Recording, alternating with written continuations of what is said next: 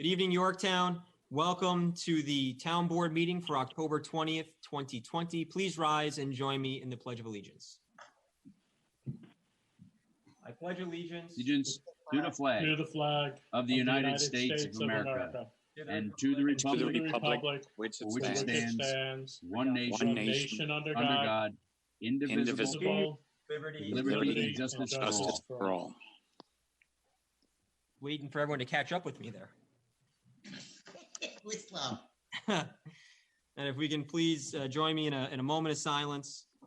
As always, we remember the brave men and women protecting our freedoms, serving our nation overseas. We remember the lives lost due to the COVID virus. Remember those who are continuing to battle COVID as the numbers continue to rise once again. We want to also remember in our thoughts and our prayers all of our frontliners, our first responders, of course, our EMTs, our firefighters, and our police. Yes. And we keep them all in our thoughts and prayers tonight.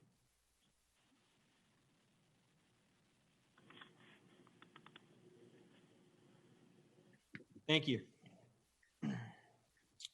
Again, good evening. My name is Matt Slater, Town Supervisor. I'll do some introductions. We have our Councilwoman Alice Roker with us tonight.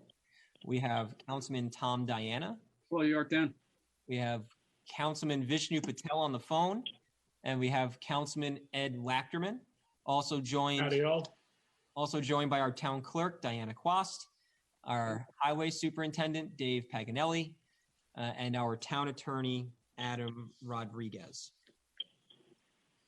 So just a couple of updates that I wanted to provide for the town here. If you could just bear with me 1 second.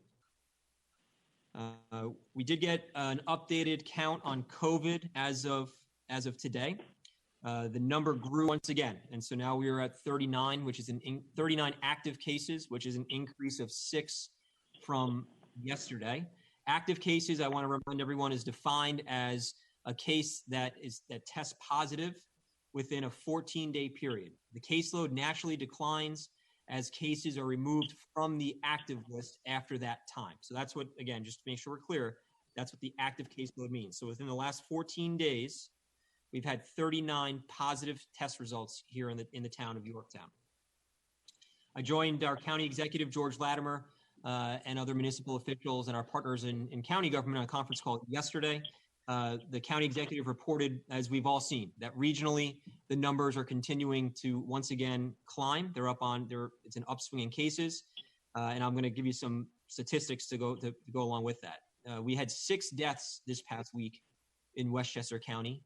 That's due to COVID. And in comparison, for the entire month of August, we only had 6 COVID deaths. The county executive also informed us that hospitalizations as of yesterday were at an estimated 50, but we were at roughly 30 hospitalizations just 2 weeks ago. So we are seeing that number, of course, again, climb pretty rapidly. And Westchester County now has over 1,000 active cases. That number increased again today, but as of yesterday during our call, 1,000 active cases, and that is equivalent to the active caseload we had on June 6th. So again, we remember those those dark days of March, April, May, and coming out of it in June, and the 1,000 active cases again reflect the same number we had on June 6th. I'm going to be joined by the Commissioner of Health for Westchester County, Dr. Shalita Amler, on Friday. We're going to provide another update to the town. The county now, it was announced this morning, has now passed an executive order that mandates masks for all schools and all attendees of schools, something that I know both Yorktown and Lakeland have already enforced and have done a great job with. And the other thing that they're looking at are youth sports. And the county executive has been clear he's not looking to shut down youth sports, but they do see a correlation and they want to make sure that the proper steps are being taken for youth sports within our communities. And so the county is leading that effort as well. Some updates here in town also. The junior pool, as a reminder, junior pool was closed this past summer because we were supposed to do some construction to the pool deck. That the cement pour is now scheduled for this Friday, October 23rd at 1 p.m. So we are moving that forward. And I want to thank our Parks and Rec staff and our building maintenance staff and all of the members of our staff who are involved in making that happen. Thank you all for that. We have signed the new EAP program for our employees, which means beginning this November, there will be mandated diversity training, mandated sexual harassment and workplace violence training as well. So that'll be implemented next month. I want to thank the water department. We had a water main break today on Nutley Circle. And once again, the water department made quick work of it. And so our hats off to them. I also want to thank our refuse and recycling staff. They've continued on their bulk trash schedule. They've worked, by the way, all of our offices have worked throughout the pandemic. But I want to, again, acknowledge and thank the R&R crews who continue to go out and provide just incredible service to our town through our bulk pickups. In addition, I want to thank and acknowledge our town clerk, Diana Quast, and Dave Paganelli for their help in repositioning the flagpole at Veterans Field. And you're going to see some work there this week. We're very excited about. The highway department's already been over there. And we're going to be transitioning the flagpole away from the gazebo and further down on a flatter piece of terrain. So when our veterans go to raise the flag, there's not going to be any concern of anyone slipping and falling. And so it'll be actually directly across the street from the American Legion. And again, to Diana and Dave, I just want to thank you again for your help and efforts in that. And also we have an Eagle Scout, and I want to thank Jim Moderano for helping us out with our Eagle Scout project. But we have a potential Eagle Scout project that's going to be able to provide a bit of a sidewalk or a plaza around the flag as well. So we're very excited to see that come to fruition. A few other announcements. We're very, very pleased. And Tom, I don't know if you can get this on yours or if you want me to just hold it up on Zoom. But this is the flyer for our Yorktown Fall Farm Weekend. And this will take place November 7th. We have all of our farms in Yorktown participating. As we've talked about countless times, right now, especially, our farms are just proving to be just a terrific asset for our community. They're very COVID-friendly, recreational place to go and bring your kids, also to purchase some fresh produce. And so we are going to be launching this Fall Farm Weekend.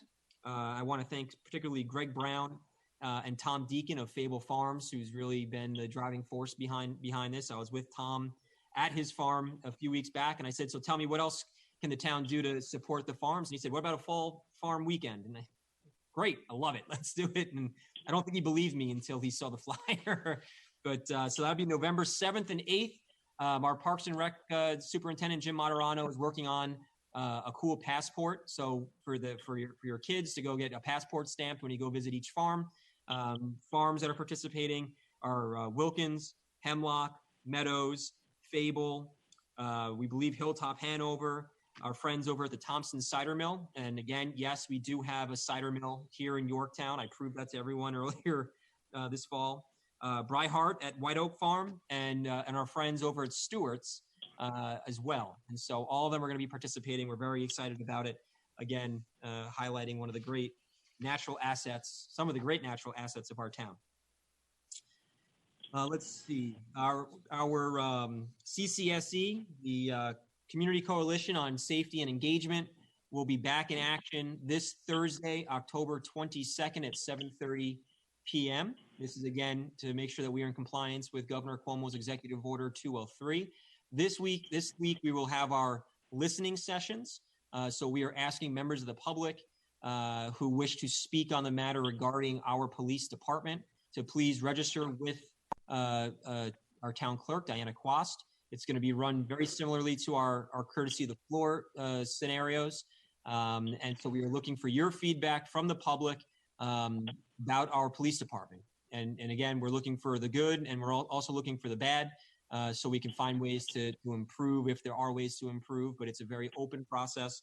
And we already have, I know we already have the DA's office is participating, the Legal Aid Society of Westchester is participating. Our friends at Hope Store are participating as well. And of course, one of our other community participants is Yorktown for Justice and the Yorktown PBA. So again, that's this Thursday, October 22nd at 7:30. You can participate via Zoom. It'll also be live on the website and on our government access channels. Last couple of items. I know that we've heard from residents regarding the lights on 202 over by the Lowe's development, 202 and the Taconic State Parkway. There were questions about whether the lights were cycling properly. Our Highway Superintendent Paganelli, who's here, can probably speak directly to this, but he did spend time yesterday out there observing the lights. He and I did send a letter up to DOT Region 8 because that is a state road, so we need DOT's support on this. We've requested that they come down to review the cycling of the lights and the equipment that's been installed to make sure that they're all working properly. We've also been in contact. I spoke personally with Senator Harcum and Assemblyman Byrne, our state representatives, and they're providing a helping hand as well. I know Assemblyman Byrne already spoke with the Region 8 director, and they've already committed to bringing someone down to give us a hand to make sure that that intersection is working properly. So we'll provide more updates as it becomes available. And the last thing I wanted to mention is the tentative budget presentation. I'm planning on releasing the tentative budget on Monday, October 26th. I'll be doing a presentation here in the boardroom. And so we will roll out the tentative budget and begin the budget process for the 2021 budget on Monday, October 26th. And that concludes my report to the town. I'm going to go over to our town board. I'll start with our Councilwoman Alice Roker. Okay, I'm going to talk about an email that I think all of us received, and I'm not going to give the family's name, but they're residents of Yorktown, and they had a series of questions regarding air guns, whether or not they can be used in Yorktown. So I went to the code, and the code says that the discharge of any air gun, air pistol, or any similar device on any street, any park, any public roadway is prohibited in the town of Yorktown. However, they are permitted on private property. The second part of the question was, what if somebody points that air gun at you? What do you do? And what you need to do, I spoke to Chief Noble, and I would think you need to file a complaint with the police department because he considered that reckless endangerment. It's like pointing a gun. Obviously, it's not going to kill you, but it is reckless. Right. Also, Adam, did you want to say something? well, I was going to say it's also a potential, civil cause of action for assault. Sure. Absolutely. Great. Thank you. That concludes your report, Councilwoman? Yep. Fantastic. We'll go over to Councilman Ed Lachterman. Very good. Thank you. Hello, Yorktown. Matt, since you were leading off with, or talking about the Farmers Day, I just want to remind everyone that we do have the Farmers Market running at the Jefferson Valley Mall on Wednesdays from 2:30 to 6:30, and that will run till November 18th. So we still have, I think, another 4 weeks, and then get some nice things for your Thanksgiving table there. Also happening at the Jefferson Valley Mall, they are going to be doing the trunk or treat car parade with local vendors, and actually they're open to families if the family wants to get involved and set up a station. The cars will go through, and you'll be able to pick up candy for the kids in a safe way. And then in addition to that, that's being run with the Chamber of Commerce and the Yorktown Lions. You do need to go on the mall's website to register for that, Jefferson Valley Mall website. And you just register one car that's going through, and you don't have to register each person. Then, in addition to that, they will be doing a little later in the evening after 6 p.m. A screening of Hocus Pocus, and that's done in conjunction with the Yorktown Parks and Recreation Department. And that'll be also fun time amusements showing the movie, which will be Hocus Pocus. You need to register there. The registration for that is you could call Parks and Rec, or you could go on the Facebook page for Parks and Rec Department to register. Just so you know, the trunk or treat is free. The drive-in movie is actually $10 per car for residents, $20 per car for non-residents. And, that's everyone there. Very safe way to do it. The movie actually broadcasts over a station in your car. I believe it's an FM station in the car. So you don't have to move out of, go anywhere. But they will have food trucks available if you want to go and enjoy a little bit of refreshments. And last but not least, the committee that does the Veterans Day Parade is still trying to work out the particulars about it. So as soon as we get notice about that, we'll try to get the person who handles that parade, Paul Martin, to do an announcement, maybe through Matt. We could do that through the government channel. Yep, we'll get it out. And we will we'll get all of the information out. But we're trying to do this year is have a parade where our veterans are actually on the sidelines and sitting socially distanced, and our town residents and anyone who wants to come by and pay tribute drives through with it. You could decorate your car, get a flag on it, honk your horns, and show your appreciation for those that have served our country. And I will say to look for a new program that the Sons of the American Legion will be starting called the Yorktown Honor Fields. And this is similar to the Honor Row up in Carmel with flags. And I will thank Jenny Menton, who has asked us very persistently to try to get something like this running, where we will put up American flags along different fields or different areas in Yorktown. And the goal that the Sons of the American Legion has is to do each of the hamlets. The flags will be, you'll be able to sponsor the flags, and then every year there'll be it'll be about half price if you want to renew that, because the flags will have to be replaced each year. And the goal is to fly them from Memorial Day to Veterans Day on the roads or in these fields. That's Alice, what Rotary was thinking about doing, so I'll call you and maybe we can talk about that, because I think that is so beautiful. It really is. It's a great thing, and the goal is for U.S. flags or for flags of the different branches if someone wanted to do that. So say they wanted to just honor the Marines or honor Merchant Marines. I know not a lot of those guys left, but they do something like that in Carmel, and it's an amazing display. They have currently 513 flags out. It's amazing. It really is. But I know that Yorktown could do better than that. So, and all the money raised will go for veteran services, which is a great thing. Councilman, we'll go to Councilman Patel. Yes, mine will be sweet and short.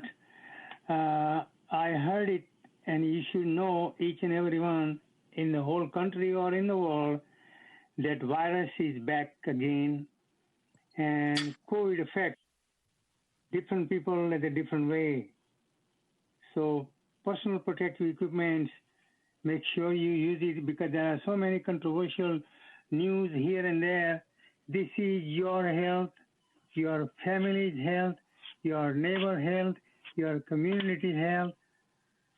Protect yourself and don't leave home without the mask. Yes. And follow strictly the hygiene regulation. And please don't go to the big party. Next year will be better year, and you can save up a little more money to spend more in a bigger party. So this is the only thing I want to say something to each and every one, that please, when you use your mask, don't dump it in a shipping cart or in a shopping area like that. I see every day whenever I go. It's really, and now I stop touching it with my hand if I don't have the gloves. So safety is very important because you want to keep yourself safe, your family, and each and every one of them. So before it gets too cold and trick or treat, be safe. Days is going to be short pretty soon. Thank you. Thank you, Councilman. Speaking of trick or treat, I forgot to mention that the county is putting out, they're not guidelines, they're recommendations for trick or treating. We'll publish them on our website as well, and that they highlight what's considered low risk, intermediate risk, and high risk activities for Halloween. So we'll make sure that we put them out on our website for everyone to read and be educated on. Councilman Diana, report to the town. Thank you, Supervisor. Hello, Yorktown. I just want to report that we had a very, very successful fundraiser on Sunday for our police department. The chief had come to myself, Mary Capocha, and Michael Grace. He didn't come. We were in conversation, and he said, "Geez, I'd like to get this item." We had said, "What is it?" He says, "It's called a bola wrap." So we said, "What the heck is a bola wrap?" He said, "Well, did you ever hear what the Spanish used to throw many years ago? It was called and I'm going to pronounce it wrong, a bolero, I believe." And I said, "Yes, I've seen that. It was a piece of rope with a weight on each end that they used to take down their, they used to wrap, it would throw it, they'd wrap around the legs of their prey, and that's how they would capture them." So I said, "Well, you're not going to be out there throwing ropes." He says, "No, it's actually a charge that throws out a rope." So that being said, we decided to throw a fundraiser on Sunday and a car show. And as Councilman Lachterman had said, Yorktown always does it better. We had the car show. There was a tremendous amount of cars. There was an outpouring from the public. We raised a considerable amount of money to purchase these. Myself, Matt, Ed, Michael, and Mary, and I'm not leaving anybody out, donated money to purchase the first one. And we figured, maybe we'll garner enough from the car show. It was a free event. Somebody wanted to give $10, they could give $10, to help out the PD in buying these things. We ended up being able to buy 3 more, including the one that we have. The instructor and the people that were there were so taken back by the outpouring of support for RPD from the residents and from the people at that show that they're going to do a little more and donate more to this cause. Now, I don't know, Tom, if you can see this. If you can zoom in on it, I don't know. This is what it's called. It's called a bola wrap. It's a device that shoots out an 8-foot piece of string with 2 weights, with a weight and barb on each end. And what it does is it wraps around your legs and catches onto the clothing. I got apprehended twice with it. It didn't hurt a bit. Of course, I did look like I was doing the Tennessee bird walk when I tried to get away. And it was quite interesting. And there were civilians that even tried it without any injury at all. So what this does is it gives a less than lethal apprehension device that doesn't hurt. The worst you're going to do is fall. You'll be on the ground, and they'll be able to gently, apprehend you if necessary. This goes part and parcel to what the chief was depicting on our last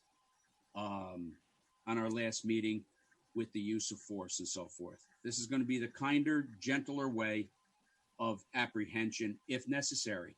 And this is the type of apprehension where if someone doesn't understand your commands, such as someone that's possibly mentally challenged, that you'll be able to take them down. You won't have to hurt anybody. So it'll work out in a much gentler form. But it's a rather simple device. It just throws it propels that rope around your legs or mid or torso so that you can't move and doesn't hurt you. So we were able to purchase, and we'll be purchasing 4. I believe the company is going to be chipping in possibly another unit. And then I think I would like to ask the board to let the chief spend not more than $8,000, because these are $1,200 a piece, to outfit the 10 that he needs, plus the training cartridges that are needed. With that price comes the trainer in the police department, which will train one man to train the rest of the department, but they must deploy a certain number of these cartridges that are not rechargeable. They're disposable. I forget the exact price on them, but it was a great day. We had beautiful weather, a lot of real nice cars. People had a ball. People liked seeing the councilman get tied up. I think Matt even enjoyed that, seeing me not being able to move too good. But it was a laudable cause and something that is just another tool for the toolbox, which is going to enhance the way we do things in this town. The governor came with the 203 order, the executive order 203. We're already ahead of it. And we will remain ahead of the curve at all times. That's what this town does. And that's what the residents of this town does. And the residents of this town love their police department, as was seen on Sunday. We set this up, guys, right? Am I right? Within a week. And we had tons of people come through, and it was a great time. It really was. People were masks were provided if they didn't have it. Hand sanitizer was provided. Gloves were provided. I would like anybody have any questions on this before I get off? I'd be more than happy to answer.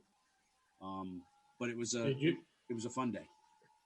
Tommy, I'm just curious if you saw the slow motion video of the bowler wrap going around your legs. Yes, I If did. not- okay, because I am going to post that. So Oh, we that's do have that. What's that Maybe in?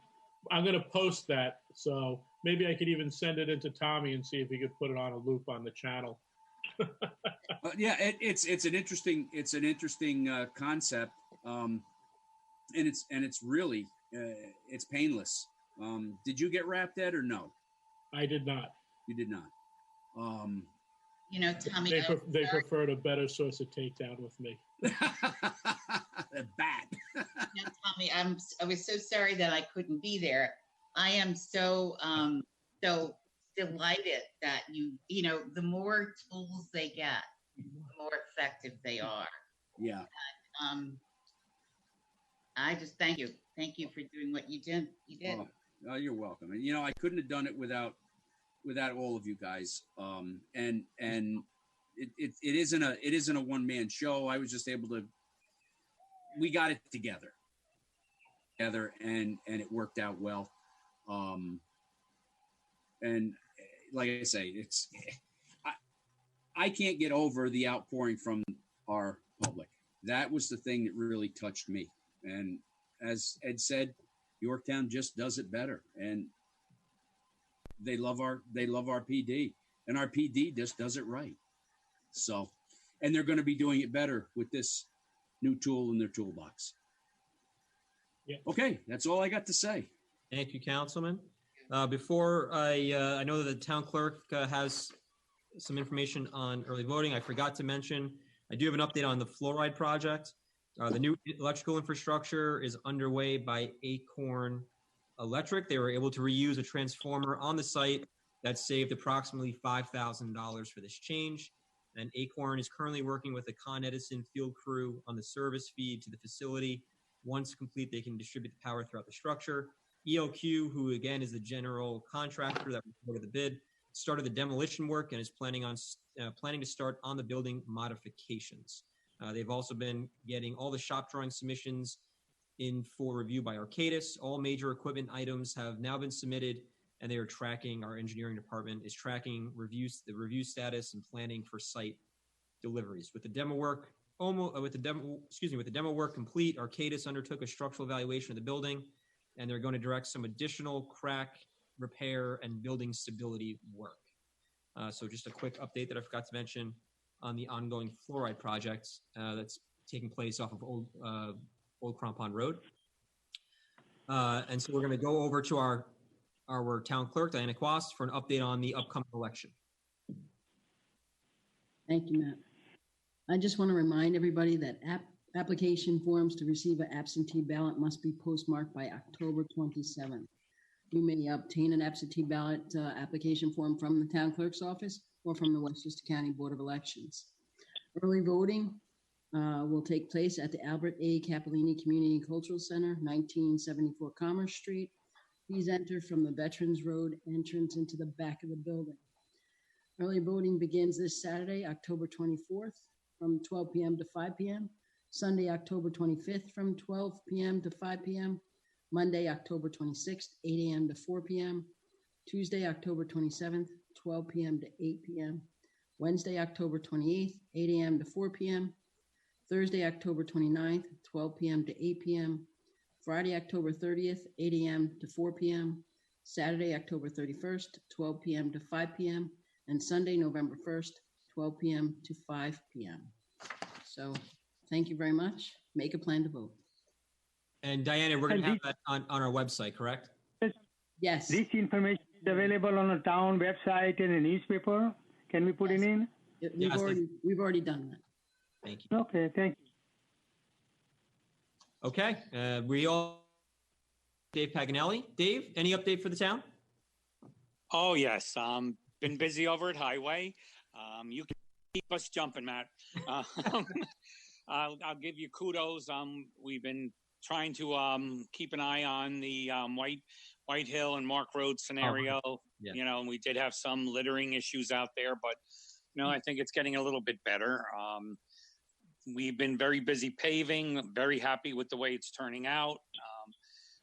The milling process seems to be relatively cost effective, and I think we have a method to make it more cost effective. I'm going to look into purchasing perhaps a used screener.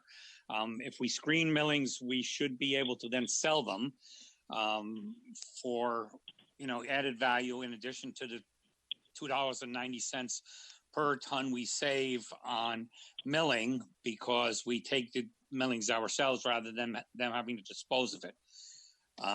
The banner on Veterans Road is looking good. Finally, shout out to Yorktown Central School District, particularly Adam.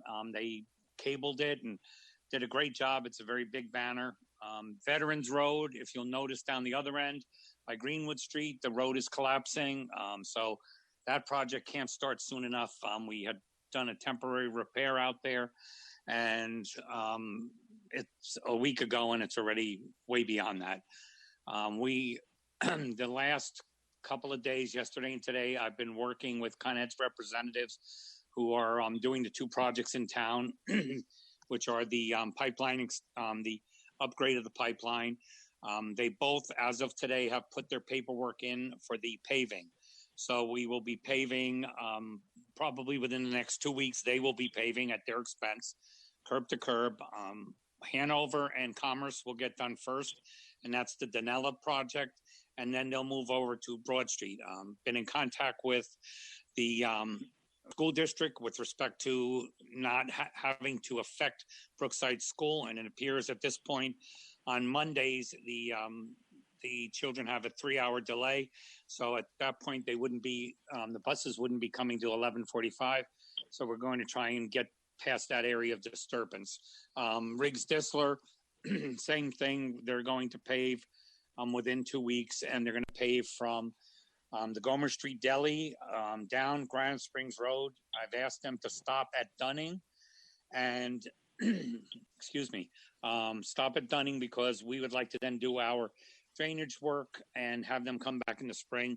And I had a concern that if there were any changes, we would not get our paving. So, we've made arrangements where that will not be the case. So yes, it's been busy and things are going well. Oh, and we're working with Con Ed still reporting trees. So if you're in the Con Ed service district and you have a tree that is in your yard or in the roadway or across the street, and it's dead and it's in danger of falling on the power lines, you can call our office at 962-5781 and let us know. If you can, take a picture of it, email it to us. That would be really swell. And that's about it. So Dave, I have two quick questions for you. yes, sir. I received a phone call. I received 2 phone calls from some of our residents at Jefferson Village. I just want to make sure that the culvert, the Hill Street culvert project, is not going to begin before Election Day, correct? Because that's one of the polling places. So I had a few questions about that. Yes, I believe that's the way Michael Quinn and myself had left it, because there was a bit of discussion, and I will give him kudos as well. He was very vigilant in expressing that we don't want our roads closed willy-nilly just for a few weeks while they accumulate equipment. So we were trying to stay on top of that as well. So that should not present an issue. Okay, great. And then a constituent, I think you're on top of it, but there's a tree over 118. 2 of them, actually. 3. Okay. Actually, one right by Croton Heights on the right side, one just past Croton Heights as you're heading into town on the left side, and then as you pass Old Country Way on the right side. I've taken pictures of them. I've sent them to DOT because it's their road, and their response, well, initially we called them. Their response was, well, they're on the power lines. We're not going to do anything about them. Which, when we have that occur, we call Con Ed or we call NYSEG and we say, we have a tree in this location on the power lines, remove it below the primaries and the secondaries, and then we will take it down and we'll take the tree away. Right. And I don't know why the DOT is, sort of shirking their responsibility on that. So then I sent them pictures of it, and at least we're on written record that we've made them aware of these issues. All right. So then why don't you and I have a follow-up conversation offline about it? But I knew you were on it. I have a constituent who I was watching who was asking about it. So I wanted to be able to provide an update for her from your standpoint. So I appreciate you giving that over to DOT. Yep, no problem. I actually had 2 quick questions, Dave, too. Yes, sir. Is any of the milling paving work going to be done at night, or is that all going to be done daytime? Well, I don't know, to be honest with you. I will speak to them about that. I'll speak to the paver when he comes to.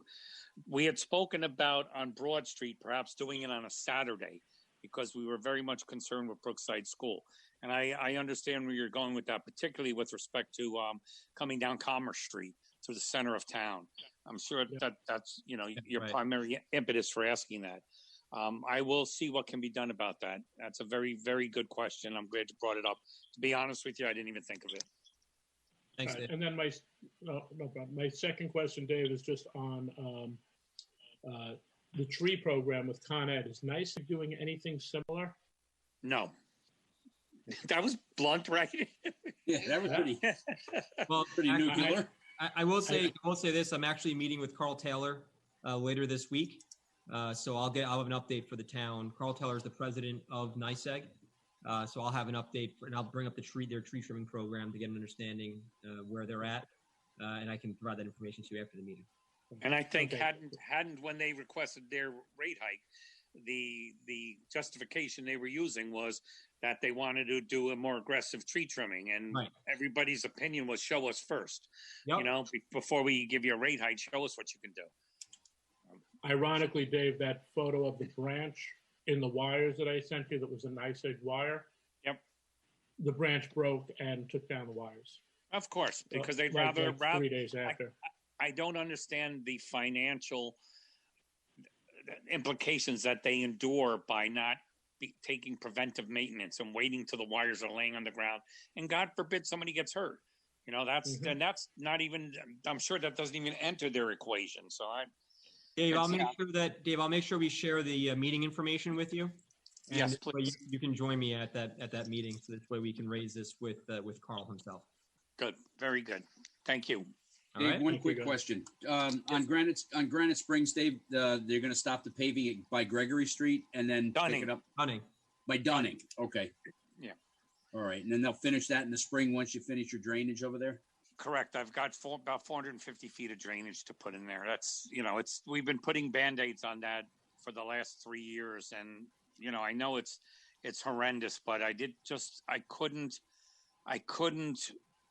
dig up that road with an 8-inch high pressure gas main less than a foot underneath our drainage.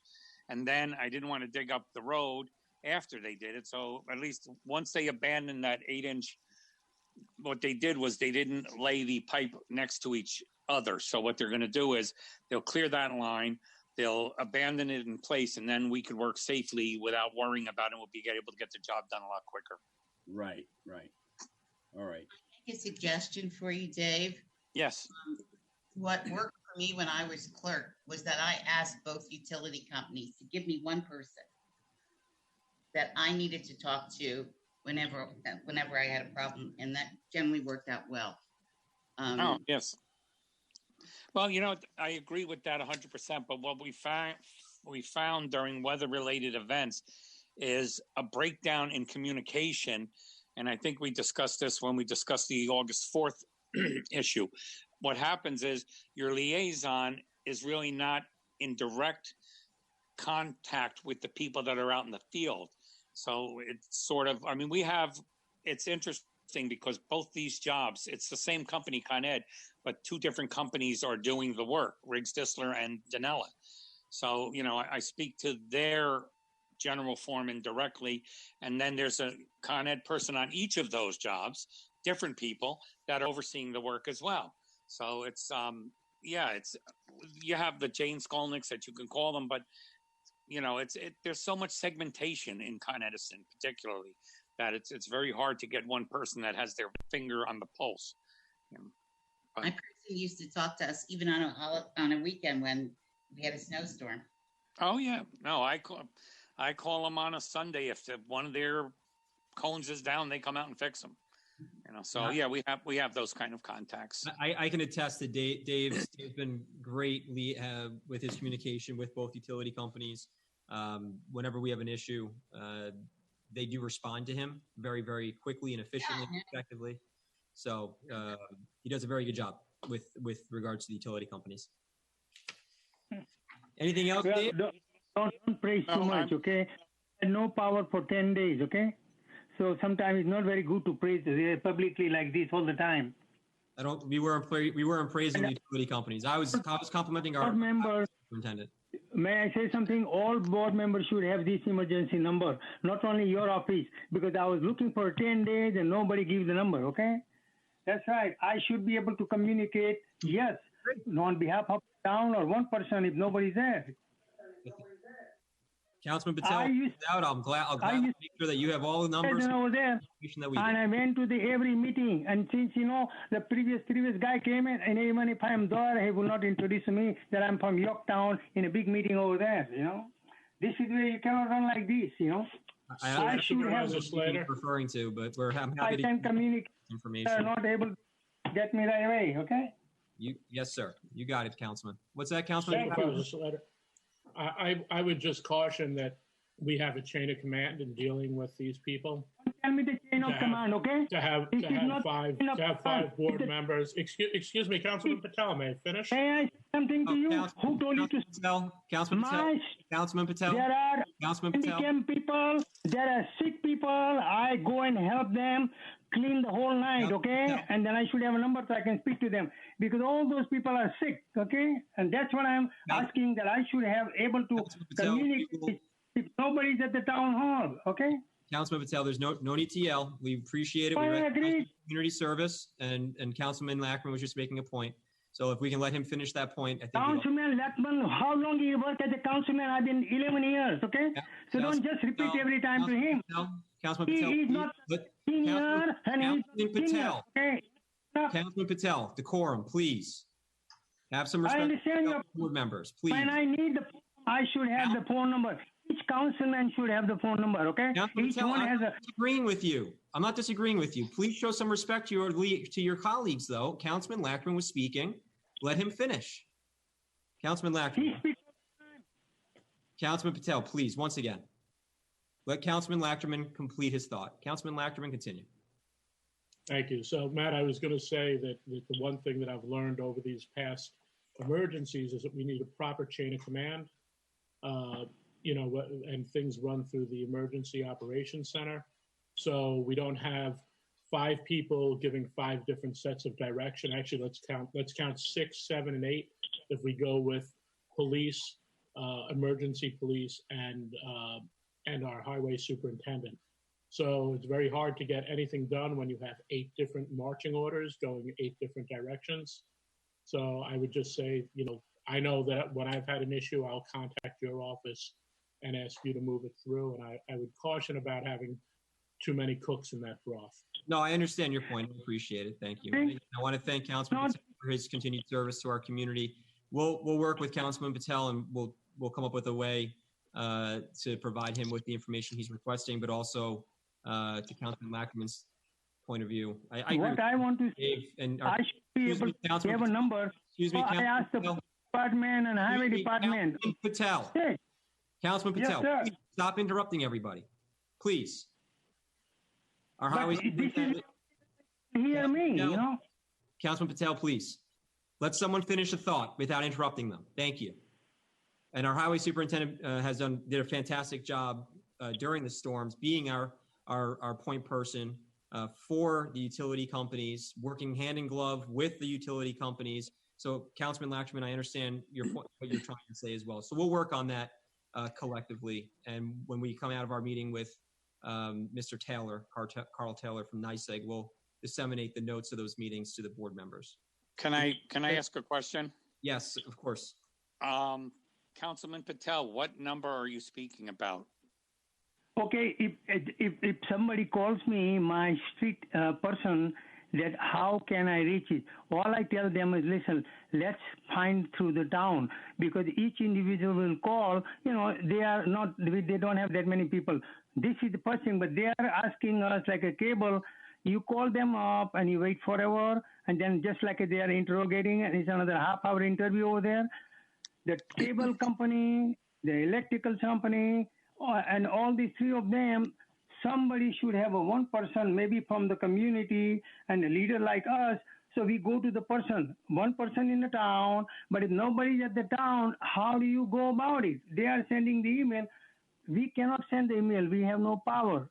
But We don't have electricity. that person is the highway superintendent. That is about. Oh, no, I always him. Yes, he's very good at that.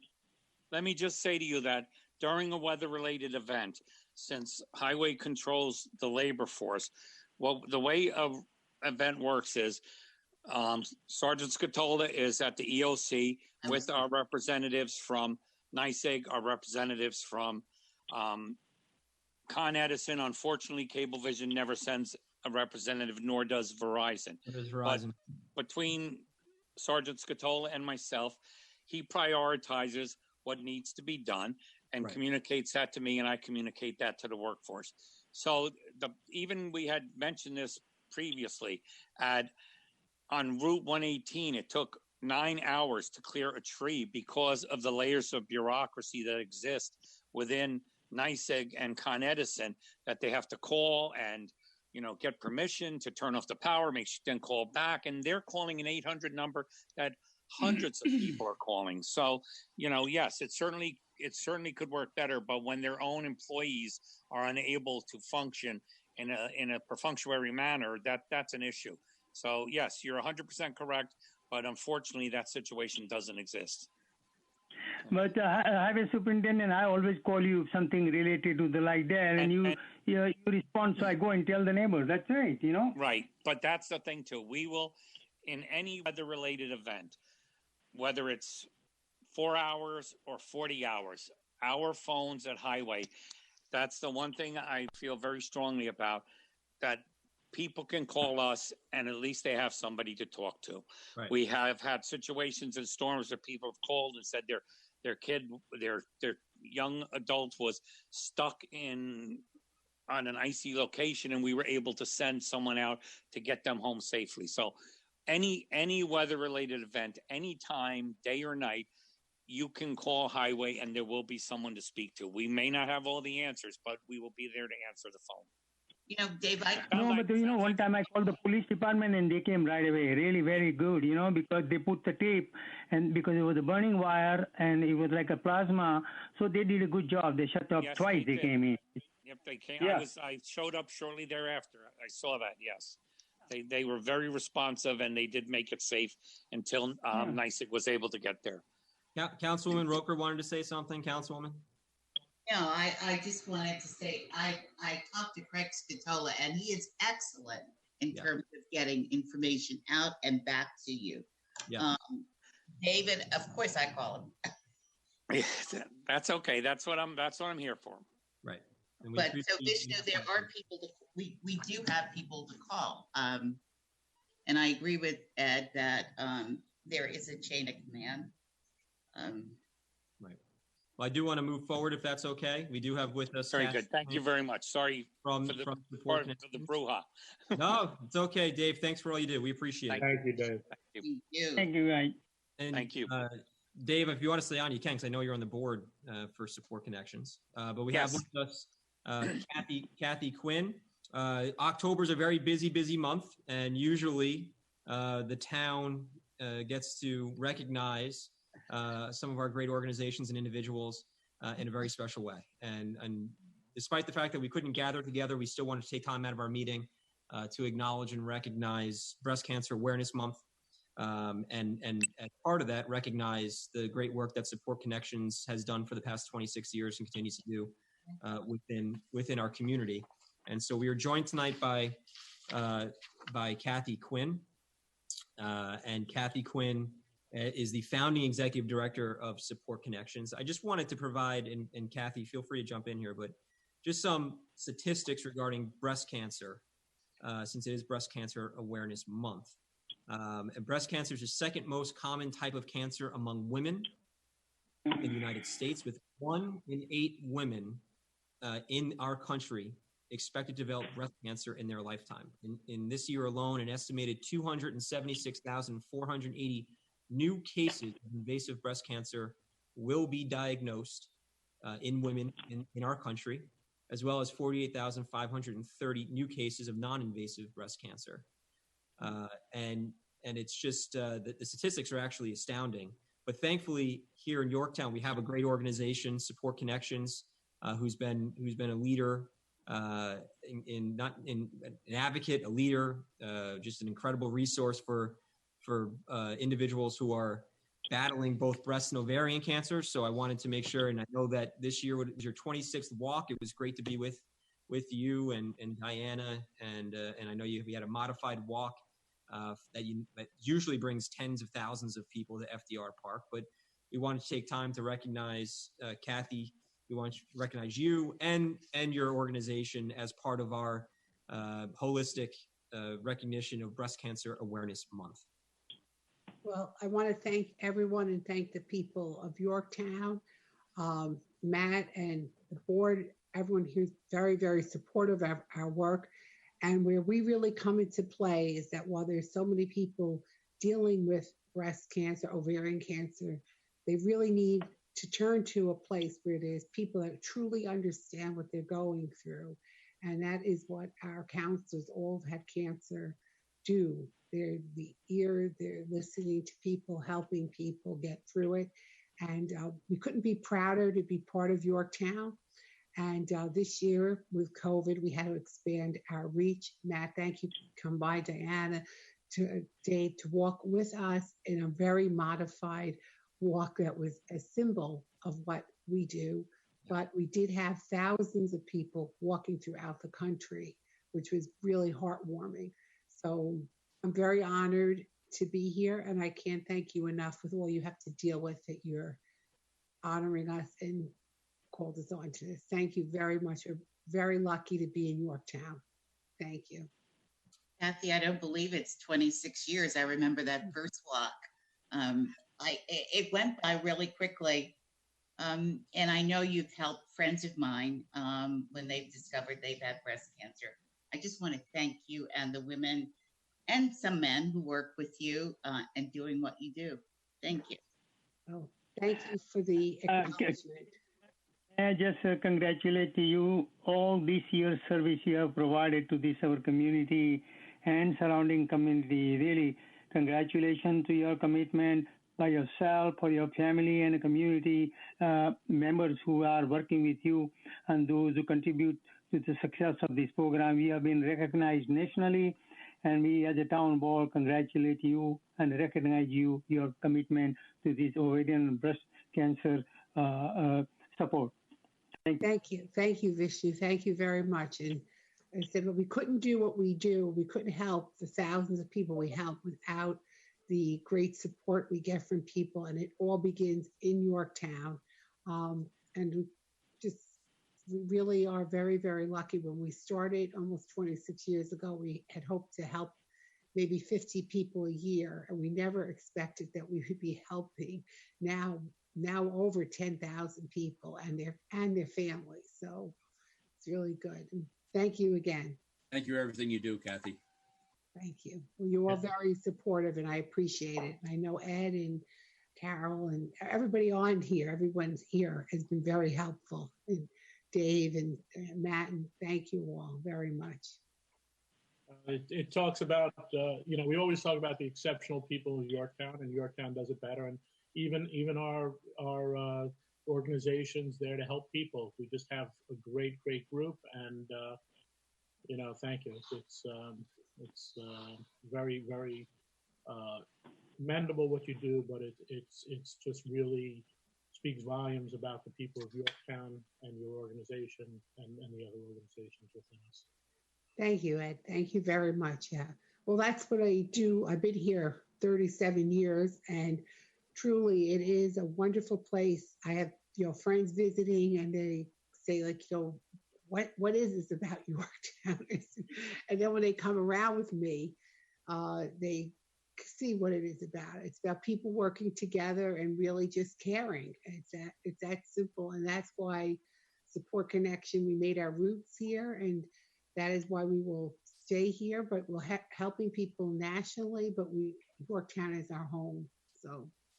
And we appreciate all you do for us, and we love the fact that you continue to call Yorktown home. And I know that traditionally I get to hand you a proclamation or a resolution, but we'll make sure that we get you a copy of one. We do have one prepared already, but we'll make sure we get a copy of it over to you. So this way you have that as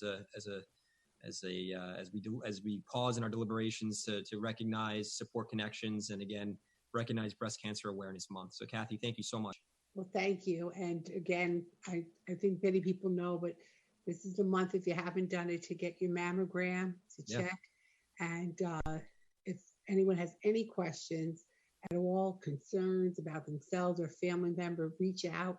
Our website is supportconnection.org, or call 914-962-6402, and someone will be there to help you. And everything is free and confidential. And thank you. I'm very, very honored and touched by your considering this. Thank you, Kathy. Thank you, Kathy. Also, that when I had Stacy Petrover and Dr. Bill Higgins on from Hudson Valley Hospital Center, they made a point to drive home, to go get, that you have to continue to take care of your health even through COVID. Yes. So continue to go get your mammograms, continue to get your colonoscopies, continue with your routine medical examinations despite COVID. And actually now is probably the safest time to go get them. And thank you for reminding me to say that. Well, thank you, everyone. And I just want to add one thing I could tell firsthand, having, had to go for different doctor's appointments, that truly the hospital is safe.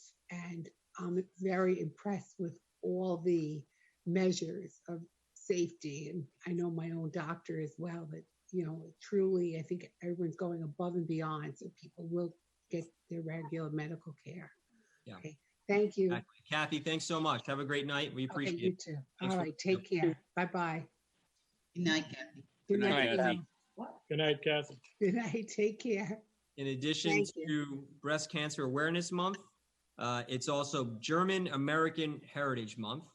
And I am thrilled that we are joined with our good friend, Linda Dorr. Mrs. Dorr, how you doing? I'm doing very well. How are you doing? We are doing fantastic. Thank you so much for joining us.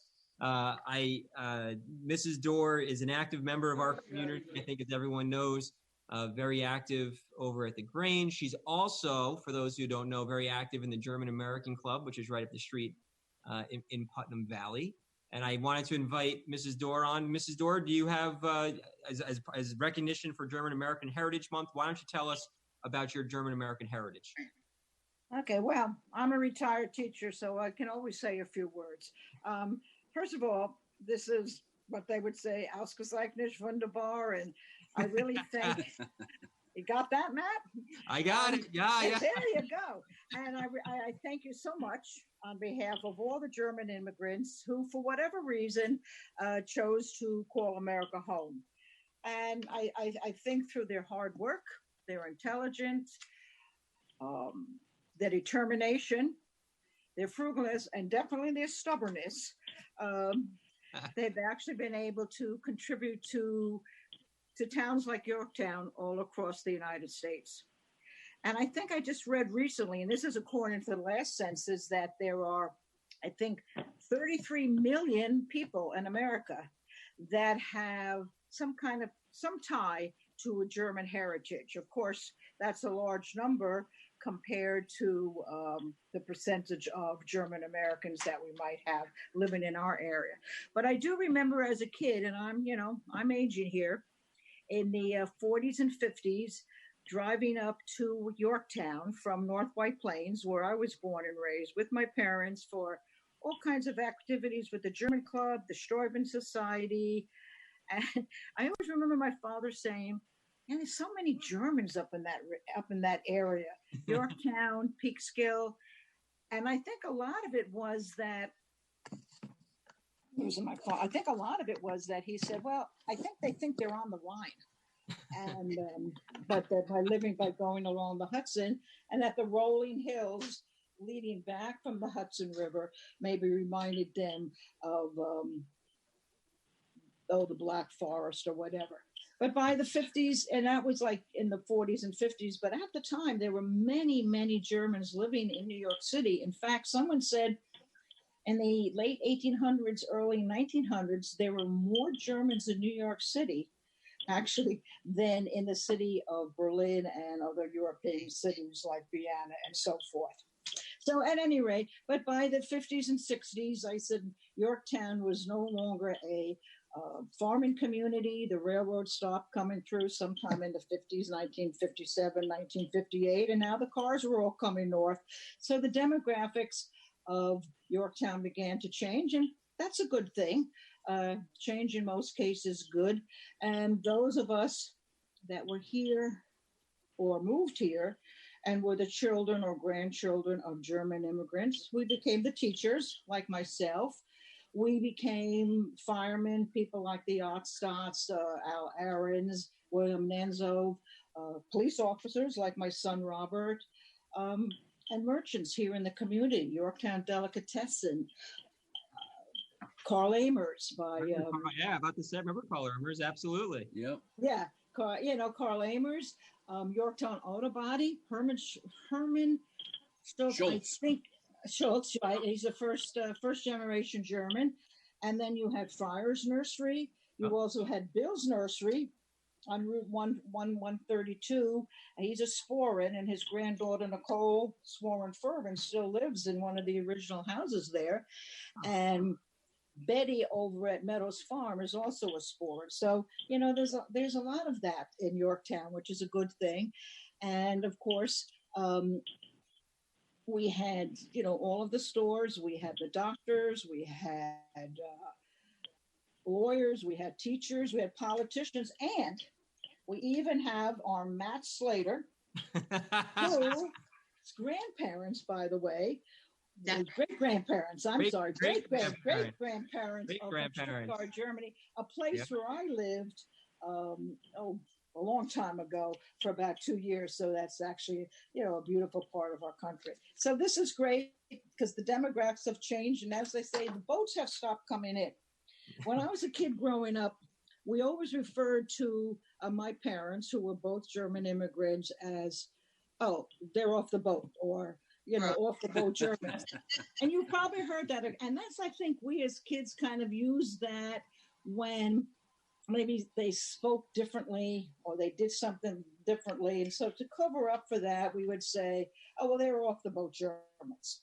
So, you know, that's also something that I remember definitely from my childhood. But I think there's so much German heritage and German things that are embedded into not only into Yorktown, but into the American society. And I don't have to list them all. You can, you know, go to any website and see the philanthropists, the science through NASA, medicine, artists, entertainers, and so forth. But what's great about this National Heritage Month, I don't want people to think that Germans are just, you know, beer drinkers.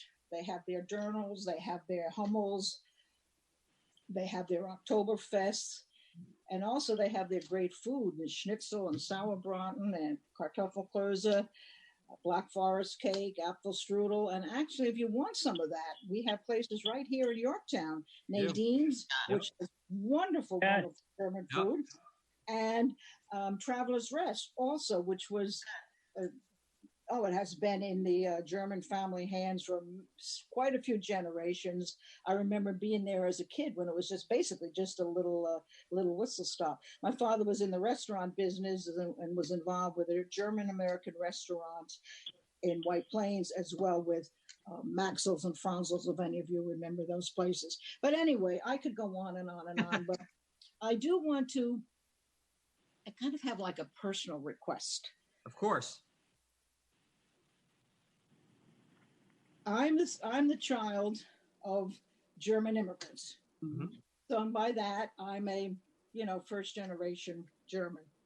But the boats have stopped coming in. The demographics of immigration have changed, and that's fine. But the boats from Europe have stopped coming in. So you're not seeing the Germans, the Austrians, the Swedes, the French, the Italian. I mean, I don't want to leave anyone out. And I guess my request is, don't lose us. I agree. That, you know, and that's so, so important to me. Don't lose us. Don't forget us.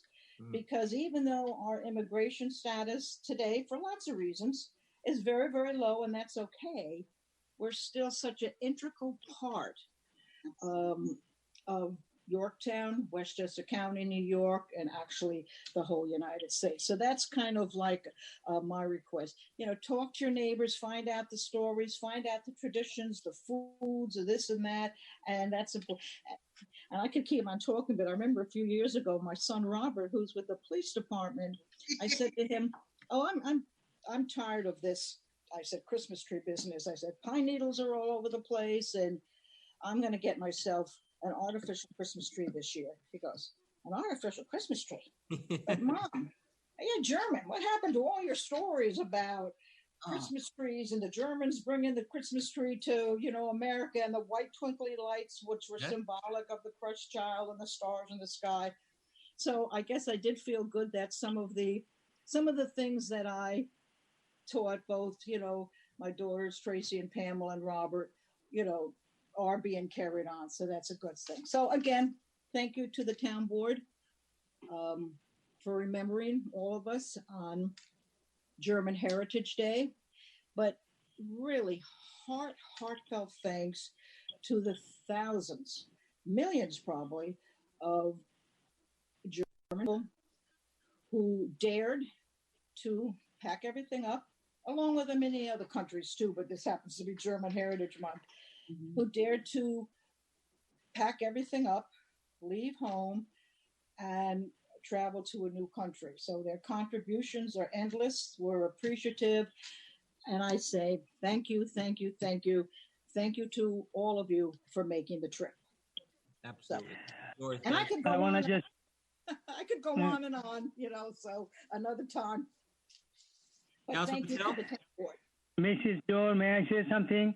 You forgot to all the year in the Grange Fair you have dedicated, and your son's very pride cactus. Everybody came to see, okay?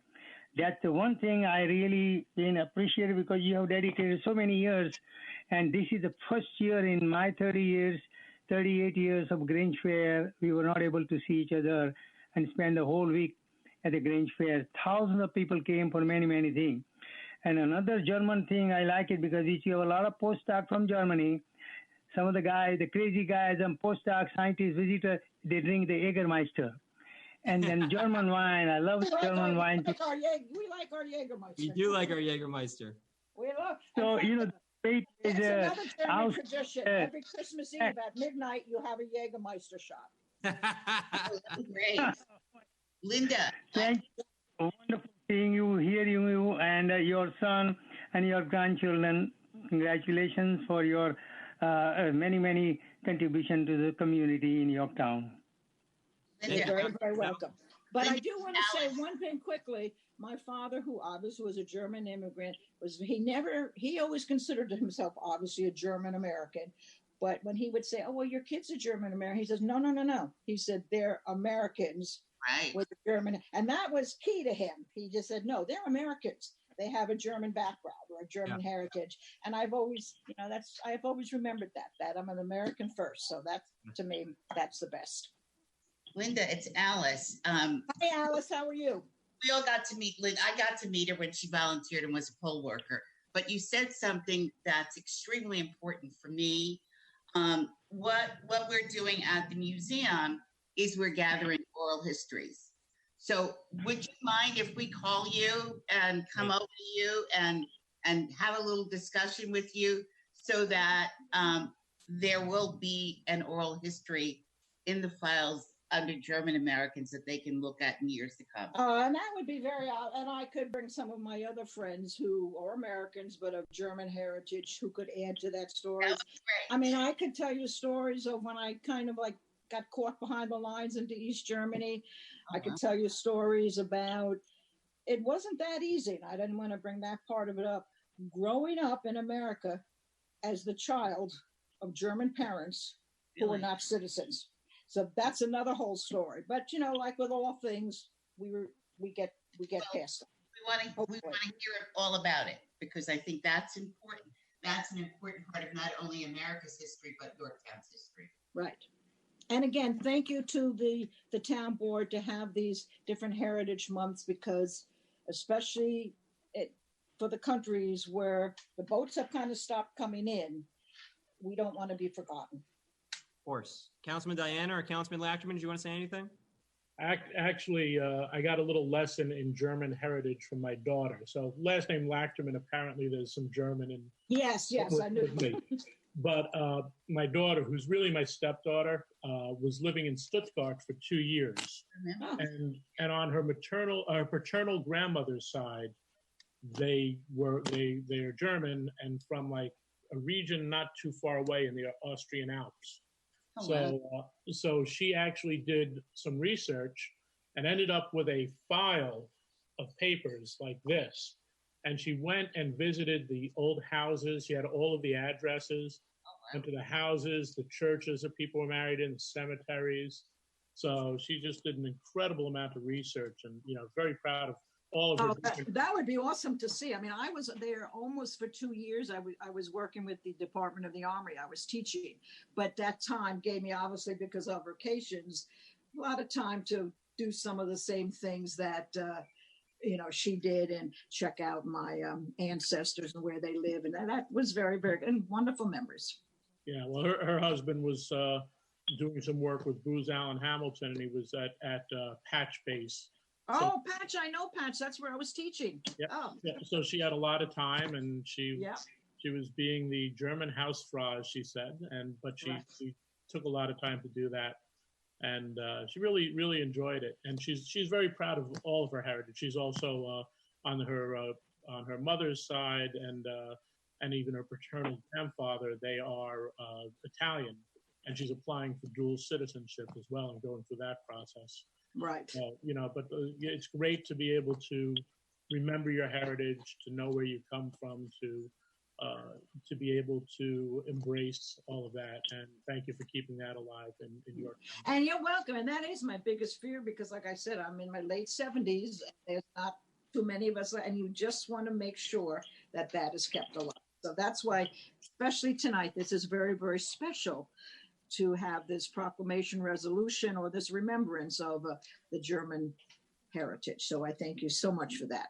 And again, I apologize that we don't have one that we can hand to you. I'd love to have. I'm getting pretty lonely in the boardroom by myself, but we'll definitely have the proclamation dropped off to your house.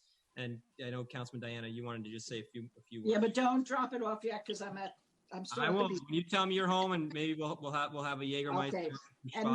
And then what I'll probably do is take it over and have it on the wall at our German American Club. So that'll be special. That'd be great. Councilman Diana, last words? Yeah, you know what, Mrs. Dorr, thank you for all you do for everybody, and that's got to come from your German heritage. Believe it or not, with a name like Diana, I do have a little bit of German on my mother's There side. you go. Okay, I don't believe it. Yeah, I believe it. I'm a thick-headed. I got thick-headed German, Yeah, we're thick-headed thick-headed, Italian. stubborn, all You're all in trouble now. Anyway, thank you for all you do. I know you're always volunteering around town and everything else, and you're the best. Thank you so much. And Yorktown's the best, and so are all of you. So that's a good note to end on. I just want to end with one last thing, Mrs. Dorr, a personal thank you when we were at the height of the virus and we were trying to bag the masks to hand out to people. Maybe it's that German industrialness that you have in you, and you texted me. Oh, I forgot that. And you said, "Hey, you need help? We're here and we're ready to work." And we brought 1,000 masks over to you and to the folks at the Grange, and you had them all bagged within, I think, 2 hours. So, and again, the Grange is here for you. So anything we can do within reason to help you. Of course. Well, just a big thank you for your help during that very difficult time. Thank you so much. Okay. All right. Thank you for your heritage, your great grandparents from Stuttgart. Stuttgart, now Alsace-Lorraine. That's where we're from. I have to Really? say. Yeah. Great Auf place. Wiedersehen. Dankeschön. Auf Wiedersehen. Thank you. Thank you. Matt, my great grandmother was from Alsace-Lorraine as well. Yeah, cool. And so was my mother. My grandmother. And she always used to say, well, sometimes I'm French and sometimes I'm German. Depends what part of the year it is. Depends on the day. That's too funny. Okay. Thanks, Mrs. Dorr. Good Always good night. seeing you. Thank you. Thank you, Dankeschön. And now we have with us, joining us is Dottie LaScala, in addition to German American Heritage Month. And I see Willie there too. Can't forget Willie. In addition to German American Heritage Month, it's also Italian American Heritage Month. Oh, that's awesome. Yeah. And I know we normally celebrate with a big San Gennaro feast. Unfortunately, because of COVID, we couldn't do it, but we wanted to bring in Dottie, who also, and she's connecting to audio. And Dottie runs the fantastic Circolo da Vinci, one of the best organizations you can find here in town. And that's so nice. Thank you, Matt. Of course. How you doing, Dottie? I'm great. Surviving. Hey, very good. Excellent. Hey, guys. Hey, Dot. You guys do a great job. There he is. Thank you. And Dottie, we just wanted again to pause in our deliberations to recognize Italian American Heritage Month. And there's, when I think about Italian Americans in Yorktown, obviously I think of Circolo and I miss our dinners and our meetings. Yeah, I know. I can't wait for us to be back at Little Sorrento's with Gina, having some great food and great conversation. But I just wanted to have you on, and so we can acknowledge you and thank you, and see if you wanted to provide an update from Circolo. Yeah, sure. So we have, as a rule, every year we give out scholarships. Yeah. And this year was no different. We gave out 10 scholarships, $2,000 each. Even though we did not and were not able to have our awards dinner, we felt that we didn't want to penalize these students who were absolutely outstanding. Every year we get better and better. I don't know. Maybe it's the air here in Yorktown, but anyway, we were a great group of kids, and we were very proud to be able to give it to them. And they were very grateful to get the money, believe me, and the recognition, because they work very hard. So we're here 38 years. We have over 100 members, and everybody is raring to get back and have our dinner meetings, which we have once a month. As you know, Matt, you came one night and enjoyed that delicious food that Gina makes at Little Sorrento's. So we're just going to keep on plugging away and waiting until we can get back, share our heritage, and to remind everybody all the contributions that the Italians have made and Italian Americans have made and continue to make. So I am very honored that you are honoring our organization. And I know all our members are watching and feeling very proud of themselves. So thank you very much to the town board and to you, particularly Matt, who's doing a very good job. And I hope to see you all very soon. Absolutely. That's wonderful. You know what? It's so wonderful that we can honor everyone because this is what America is. Yes. We are an amalgamation of so many. And I'm so proud of the Chircolo. Usually I talk Thank to you. about Chircolo. But it's wonderful that we're doing this evening of recognition. I'm real proud of that. Well, I was enjoying my little German lady there before Yeah, right. me, and the way she went on about the German heritage, which is very true. And I was happy that you gave all of us that opportunity to kind of share our stories with you. I'm not going to tell you any stories right now because I think you had a lot of them tonight, but I want to just thank you very much for this honor, and I know all our members appreciate it too. Excellent. So thank all of you, and Tom Diana, who's one of our members, by the way, for his contribution and for his help. When we put the bocce courts in, by the way, we donated that to the town, and Tom was there helping, and I think you were there too, Matt, and you too, Ed. Of course, my husband. Of course he was. Of course. We're gonna. Matt's beginning to regret it because Carol wants him to help us put one in our backyard. Oh, so much fun. So much fun. It's a great time. It's a great Okay. time. Dottie, I wish I could hand you a proclamation here and give you a big hug, but we'll Oh, get the proclamation over to you That's- so you can share it with Chircolo thank at next you. meeting, hopefully soon, okay? Hopefully soon. Thank you. Thank you. Hugs and kisses to all of you. Thank you so much. Same to you, Dorothy. Thanks, Bye. Dottie. Hey, Tom. There you are. Hi, everyone. All right, we're going to move on to our next honoree. And Good we're- night, Dot. Okay. Good night, Dottie. Good night. Good night, everybody. Dottie. I don't know how to Good shut night, this Dottie. thing off. You might. Oh, look who's there. Hey, how We are got- you? We've Hanson? got Carla Horton with us. Carla is from Hope's Door. Uh-huh. And this is also National Domestic Violence Awareness Month. Okay. And so I asked Carla to join us so we can recognize, of course, the incredible contributions and partnership that Hope's Door has here in Yorktown. Carla, you just I don't know if it's official yet or if we're allowed to talk about this publicly, but I know you're working with our police department on a new initiative, correct? Yeah, we're working on the Westchester County Domestic Violence High Risk Team. Whoa. It's a countywide expansion of a program that we started in northern Westchester with 5 towns. We've now added a couple of more towns. And what happens is the don't plan think is they that every need time a anymore. police officer goes to the home of a domestic incident call, that police officer will conduct a screening of the person to see if they are in a category that we call high risk. Right. And if they do have those factors that we believe put that particular victim at increased harm, potential for increased harm, then the police can call a special hotline number and immediately link that victim, that person, with safety planning strategies, a skilled advocate who will listen, not pass judgment, and help that person make the best decisions they can to keep themselves and their family as safe as possible. And we're just so thrilled that Yorktown is joining in on this program that we started back in 2017. We started in Bedford, Lewisboro, Pound Ridge, North Salem, and Somers.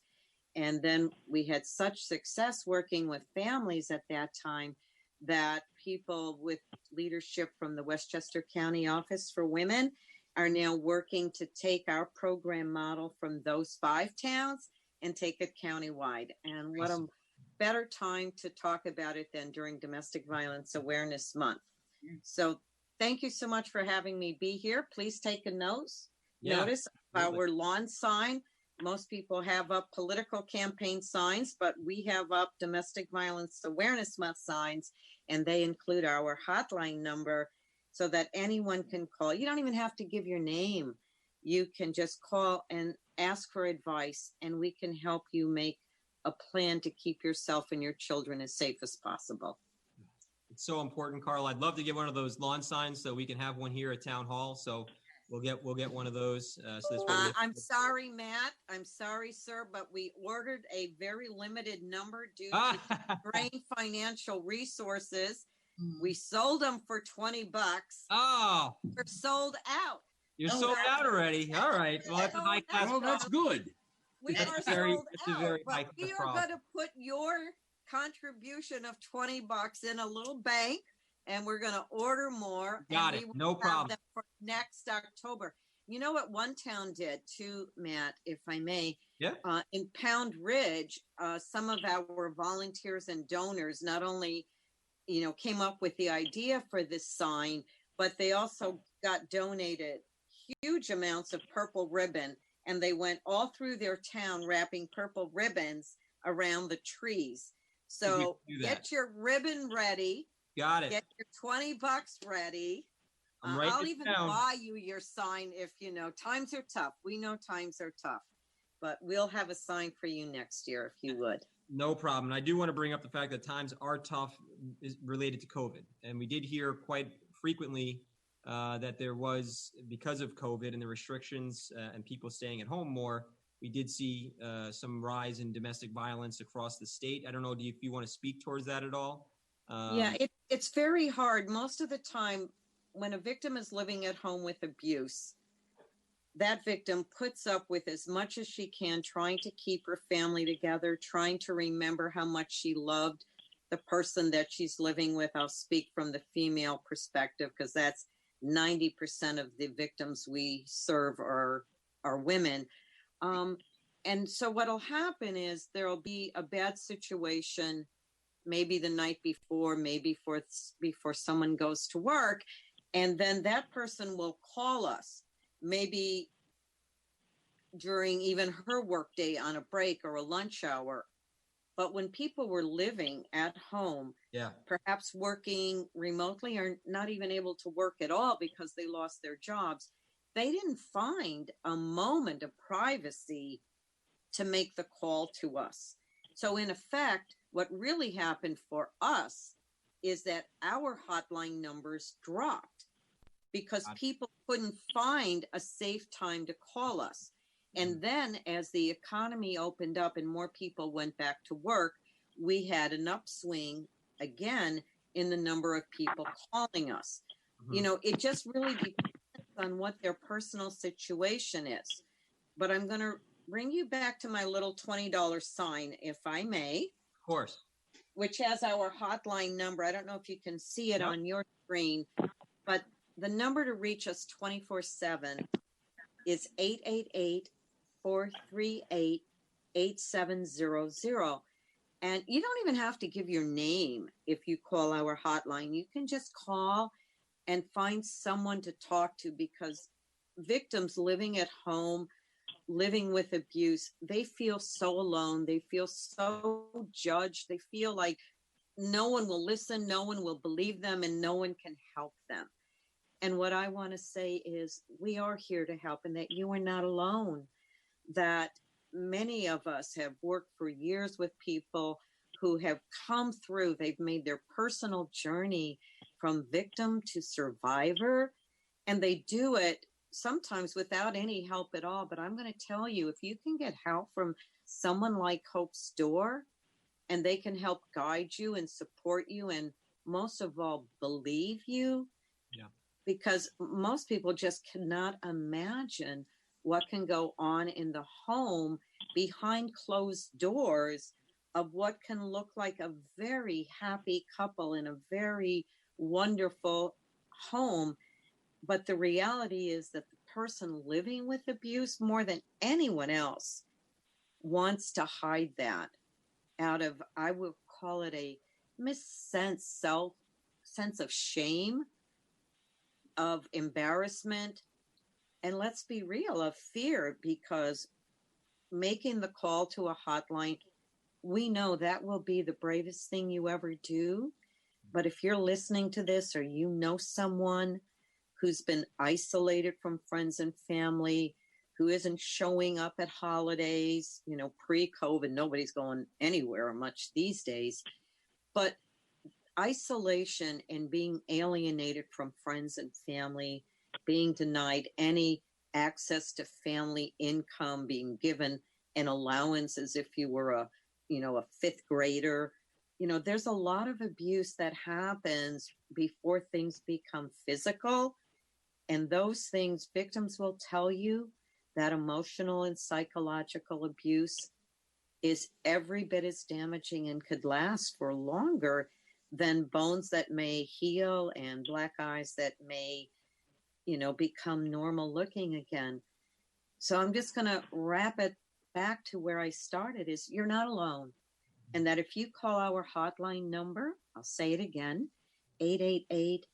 888-438-8700, you will find someone here who will listen to you, who will share with you ideas of what you can do to protect yourself and your family. Maybe you don't even think you can financially make it on your own if you make that decision.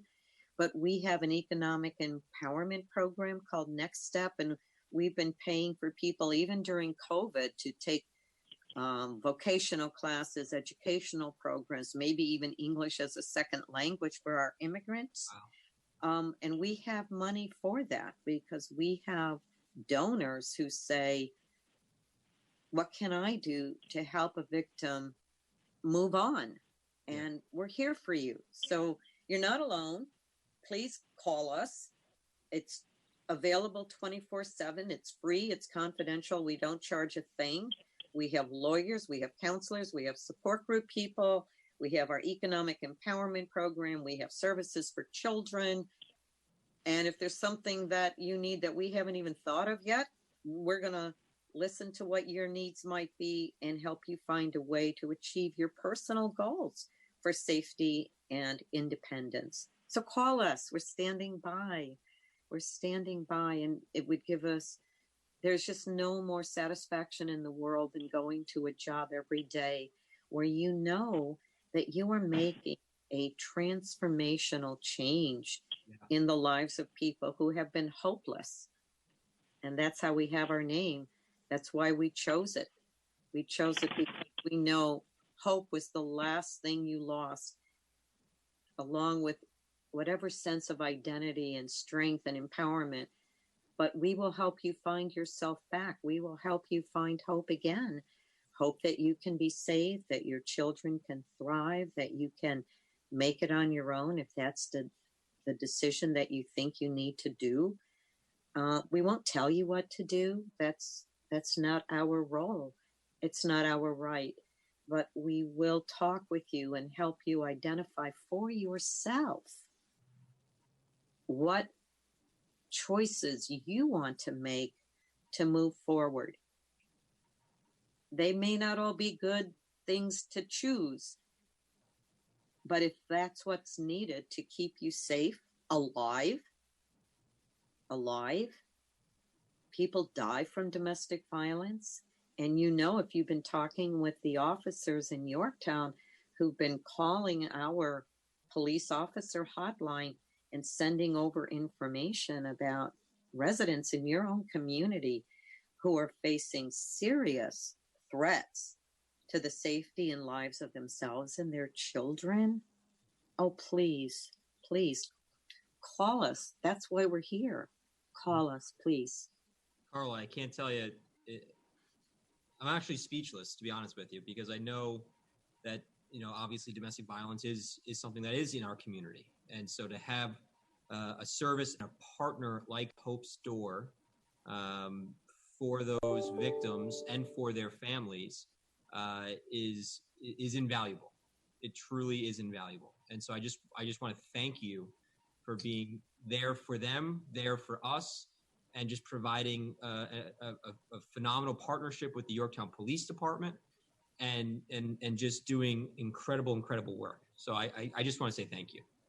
Well, I'm going to say back at you because when we started our project in 5 towns, just Mhm. 5, there are 41 police departments in Westchester County.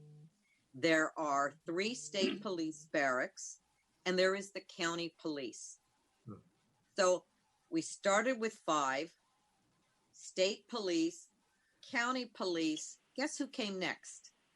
Thank you, Yorktown. Yes, in Yorktown and Tuckahoe came next. I'm not sure which of you, but the 2 of you came together very quickly. And with the success that we will have and the leadership exhibited by Yorktown and those other visionary communities, we're going to go from those 5 and the state police countywide. How cool is that?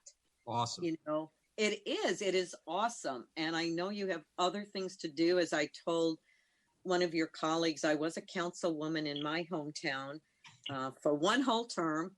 And I know you have a really hard job and probably we're not at the end of your agenda yet. So I'm going to say thank you so very much for your leadership, the police department in Yorktown, your chief, and all of you who have come together to recognize the extraordinary importance of helping families affected by domestic violence find safety and a road to healing. And we're as grateful to you as you have expressed that you are to us. So thank you. Back at you. And Carla, I'm looking forward to building upon what our police department has started here with the partnership with Hope Store. So just know it's an open door to the town and to you may be sorry you said that. I'm not, and I mean it genuinely. I want to be on your A list over there because you are on our A list. Done. It's been so important to start to build our model and to take it out to the entire county. So kudos to all of you. Carla, thank you so much. And I know that we have some board members who want to say a few words. Councilman Roker? I do. Carla, it's Ellis Roker. I just want to thank you for that discussion. Your group is a blessing, and there may be someone out there who heard you speak who will be on the phone to you. And I only pray that there is someone out there and that they heard what they needed to hear from you. Thank you. Well, you are so very welcome, ma'am. And if ever we can be of assistance to any of your residents, your friends, your family, please just have them call our hotline. Or if they're in danger, please have them call the police, and then the police will know to link with us. Okay. Great. Carla, I just want to, I'll share that I became very intimately familiar with your organization through one of your advisory board, who's a good friend, actually shares a birthday with my wife, Jean Marie Connolly. Oh my, okay. Yep, friend of mine, Matt's, Tommy, Alice probably knows Jean Marie as well. She actually went to high school with my brother, so they go back a few years. She told us a lot about you. My wife and I have been able to help support you through some raffle prizes, and we're so happy to have had that opportunity for all the great work you do. And Ed, that's so sweet to hear. Thank you so much, because we're not too proud to take your help. We're very grateful.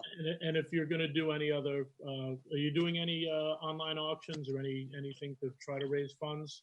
Well, darling, I wish I had this opportunity a month ago, because we had our last virtual event on Thursday, October 1st. But it's not too early to start planning for our next one. So as soon as I get back to work tomorrow, I will tell our wonderful Director of Development, Barbara Turk, that you are standing by and ready to help. And I know she'll jump right on that, because like I said, we're almost shameless in our ability to accept the kindness of others. The doors at Hope Store would not be open without people like you and so many others. So thank you, Ed. Well, no, we're proud to be able to support causes like yours. So please let me know. I know there's one of your board members is a client of ours. We have a couple of other people who come in, so that I know are associated with Hope Store. So. Well, like I say, if it weren't for people like you, we wouldn't be here. So again, thank you so much. I'll private message you in this, so just watch your screen when that pops up. I'll give you my phone number, pass that on to your coordinator for events, okay? All right, sir. Thank you. And you be well. Thank you, Carla. Carla, thank you. And again, I wish I could hand you a proclamation, but we'll make sure to put it down in the mail, and we'll get it, or we'll hand deliver it down to Hope's Door, so that you have a token of our appreciation from the town of Yorktown. So thank you again for your just tremendous leadership and partnership. And Thank I you, would, Carla. a partnership only works with people on both ends and all in the middle. So thank you all. We're very grateful to have you join in our work and to do everything we can to help keep your residents safe. So thank you, and have a wonderful evening. Thank you, Carla. Appreciate it. You have a great night. Thank you, Carla. Thank you. Carla. And check the chat screen, and you'll see me. You'll see I set the minute. Yeah, it popped up, honey. Thank you. Thank you so much, Ed, and all of you. Thank you, and be safe and be well. Thank you, Carla. You too. Okay. Good night now. Just a great presentation from our partners at Hope Store. And Alice or Councilwoman Roker, I think you're right. I hope someone heard Carla and is going to make that phone call. And it's just so important. It's such a great resource to have. We're going to move on to our presentation regarding the Peekskill Sewer District Work Plan. We're going to be joined by our town engineer, Mike Quinn, as well as our friends at EDR, Cosmo Pagano, Bob Butterworth, and Mike Tamblin. And I know, Cosmo, you were so excited to do this that you started sharing your screen, which is great. But I just want to thank everyone again for your help and partnership on this important project. Mike Quinn, why don't you just give us a quick overview as to where we're at, what we're discussing, and what our friends at EDR are going to show us tonight. Good evening, board members. So last week, we were here with the board at a work session discussing a draft work plan. This relates back to a consent order that the town signed with the DEC last year. And we've completed the I&I inflow and infiltration flow study. And as a result of that study, which was done in the Peekskill Sewer District, we have a couple of areas that we need to do a more focused investigation. So basically the report, which summarized all the data collected, which I think we discussed last month with the board. And by the way, that report has been posted on our website. It's available for any residents to look at if they're interested. We have gotten a few inquiries about just, seeing that report. But it is on the engineering department webpage. And essentially, we're taking the conclusions from that report, and we're now using that as the basis for a work plan. The work plan is the next milestone in our agreement with the DEC. We have to submit it by the end of October. And once we submit it, we'll be looking for the DEC to approve it. And then after that, we'll be looking to, get this plan in action. So I think the folks from EDR, we're going to lay out what's included in this work plan for next steps to be done for this focused investigation. Great. Cosmo, you take the lead? Yeah, I'm taking over because can everybody hear me all right? We had a couple of breakup issues last meeting we had there.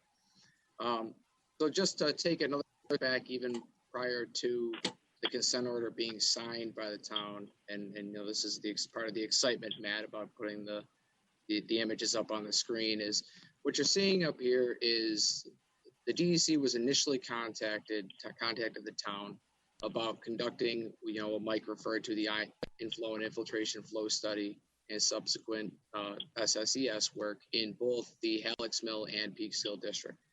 Now, at the time, with conjunction with EDR, the town negotiated with the DEC to isolate the areas of the consent order mandated by the state to be just this reddish area, pardon my color blindness, looks reddish to me, of the collection system that was isolated to the Peekskill District only. So essentially what the town was able to negotiate going back to 2017, 2018 is of the capital project that they would have been obligated to do by the state at the time. Under that infiltration flow study that Mike talked about being referenced on the town's website is, we'll call it a further isolation of the Peekskill district. Now, what was conducted during the flow study is flow monitors and flow meters were installed at 12 locations, and each of the 12 collection basins are highlighted here on the map.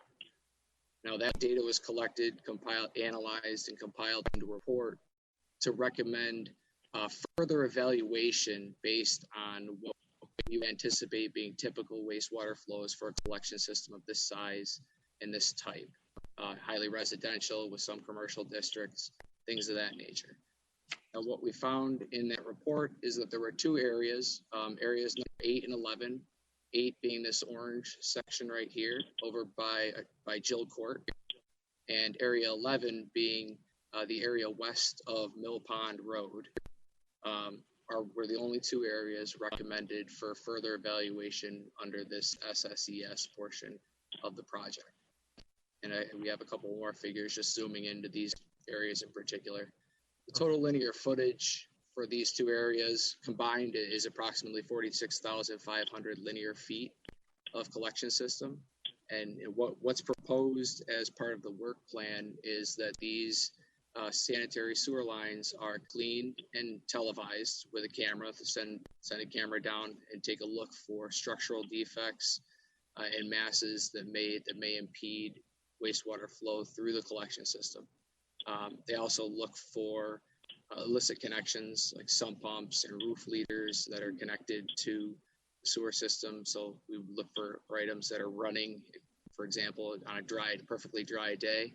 If there were things running consistently, that would be an indicator of one.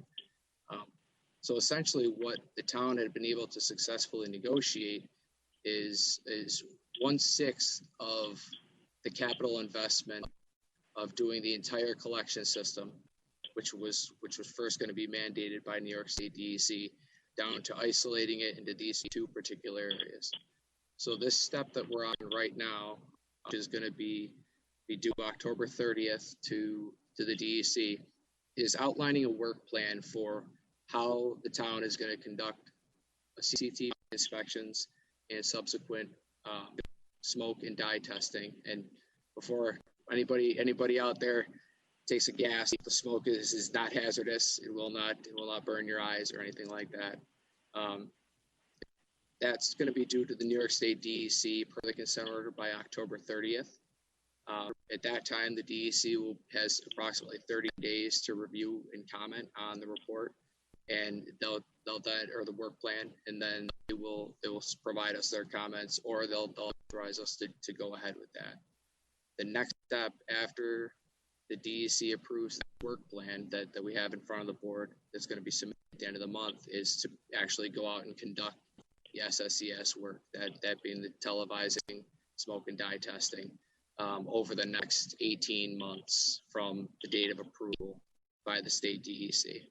So that kind of lays out a little bit of the history of where we were, where the town was, the negotiations that happened between EDR, the town, and the New York State DEC, the subsequent consent order, and that the town to date has met all of those consent order deadlines, including the one that's going to be coming up for the work plan here at the end of the month. We're in a good position with the town.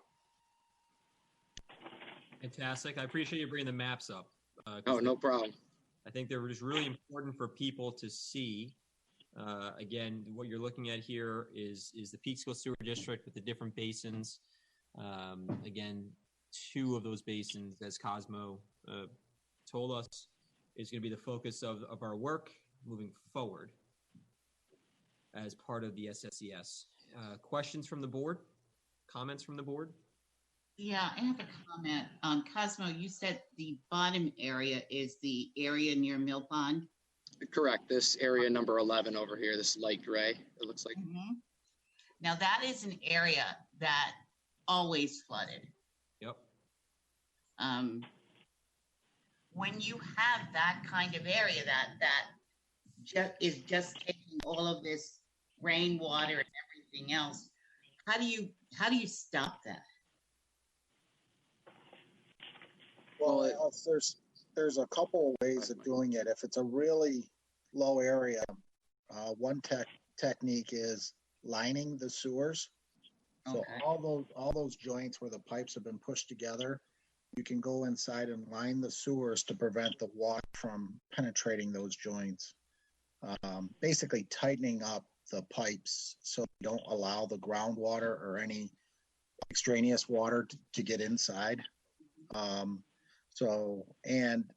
because it's a low area, which doesn't surprise any of us here when we were doing the study that this area came up, there could be nature of just trying to get the water away from the streets. There could be catch basins connected to try to do whatever people had to do to improve the drainage in that area at the time.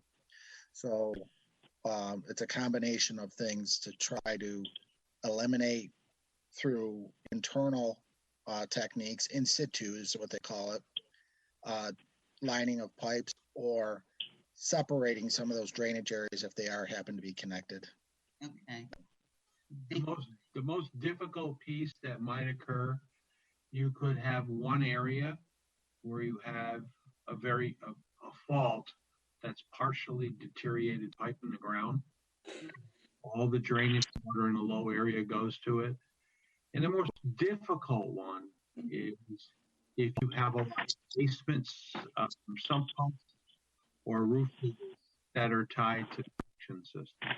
All those are sources that usually peak during heavy rain and heavy runoff. Okay. That has been just an area where I just remember people coming in. It didn't need to be a big storm. It just needed to have rained a lot. And they were in, and one of the things I recall them, one of the board saying was that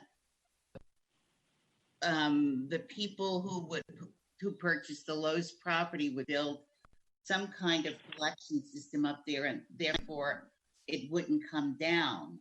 The water wouldn't come down as dramatically. I don't think it worked, but So this work plan takes it a step further, as Cosmo said, in those isolated areas to really develop the strategies that you're talking about, Alice, to develop the strategies to look at separating out any of that flow that gets in. It doesn't at this point include the project that would take to do those improvements. It's just another drill down, because we know this is an expensive endeavor. We knew that when we were negotiating with DEC. So we wanted to narrow the study area as tightly as we could so that the town didn't experience a much larger expenditure than they really needed. So we're kind of we're in step 2 of a 3-step process. This plan is. Well, also it's important to know when you do these things, we tend to say, if you've got a little bit of leakage here and there in the pipes, why spend all that money going after it? You spend the money where it's the highest priority, where you get the most removable water for the amount of money you want to spend. That's how we approached this. This was our recommendation to the regulatory agency. Right. Recommended only 2 basins out of all we did the flow measurement. They have not responded yet. So our goal is to continue to push that work. And I know Cosmo talked about being about 45,000 feet roughly, just to give everybody an opportunity, because on these figures you can see the total length of sewer in each area, but if you add them all up, the areas in which we're doing the investigation, the further investigation, the SSES they call it, is about 1/6 of the entire Peekskill footage. So, and that's they wanted us originally to do all of it. I remember that. Yep. Can I ask? We had we had a conversation last week. This was part of the work session. There were some things that were said I think need some clarifying. The price tag on this project seems to be pretty wide. We heard from our account engineer $150,000. We heard from EDR that it's going to be higher than that. Do we have a definitive cost estimate as to what this is going to cost us to complete this portion of the required work by the state? We think, Matt, we think based on our experience, that the town should be budgeting $700,000. And that can vary significantly based on what type of cleaning has to be performed inside the pipe before we can put the camera in. If it goes faster and it's a lot better shape than we know to date, that number varies quite a bit. It can vary also based on, this is very specialized work. So there's a few contractors that do this type of work, and their availability and timing of when they put a price in could also be a dynamic. So based on our experience and what we know, we're recommending $700,000 be budgeted. Doesn't mean it's going to be expended. Right. And that's important to know, because there's only a small portion of this project that's fixed cost. Most of the costs are variable, either time in the field to oversee it, or the length of time that people take to clean and TV. Right. And right now, we did the best we could in terms of our experience in estimating how much of the collection system would have to undergo heavy cleaning. If that doesn't occur, that means a shorter period of time. The sub work that would work for us would be less. Our time in the field would be less. We can't predict it yet. Right. We would recommend those pieces of this project be incorporated, but in a way that it's a unit price approach. Can I have two more questions. One. Yep. Go ahead. Okay. One, is it normal to perform maintenance on the sewer systems? Well, you have a CMOM in place, okay, which is you do have a certain amount of maintenance. I believe you're doing a certain amount of smoke testing or CCTV a year. Yeah. Right. Generally, it just takes so long to cover it, and now your charge is with the regulatory is to get it all done in 18 months. Or just this portion within 18 months, right? Right. This portion. These two big. Just this portion. Right. The further evaluation portion. Based on what you find in the further evaluation, you look at that and decide saying, okay, based on what we try to do is look at how you want to budget this. But we more or less tell the DEC that saying it's going to take a while to do this. So you spread it out. And then there's an argument about how long it takes with the regulatory people. Yeah. Now, I'm sorry. Go ahead, Councilwoman. It's the last one, Matt.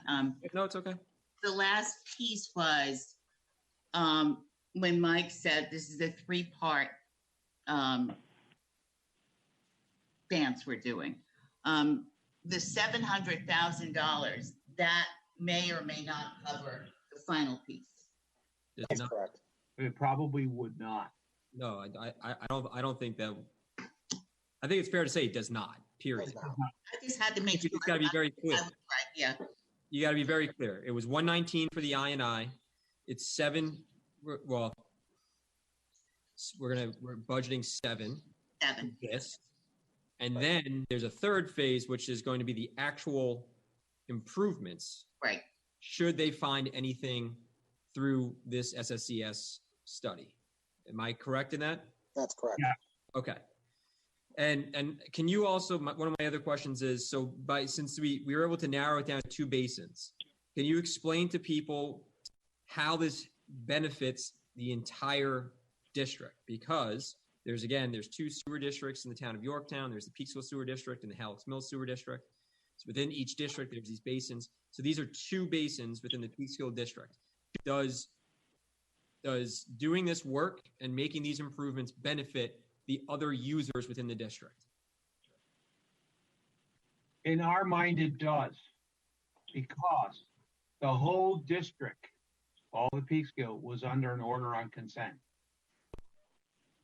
So therefore, any benefit you do just saves all the maintenance for the entire district, for the defense with the regulatory agency.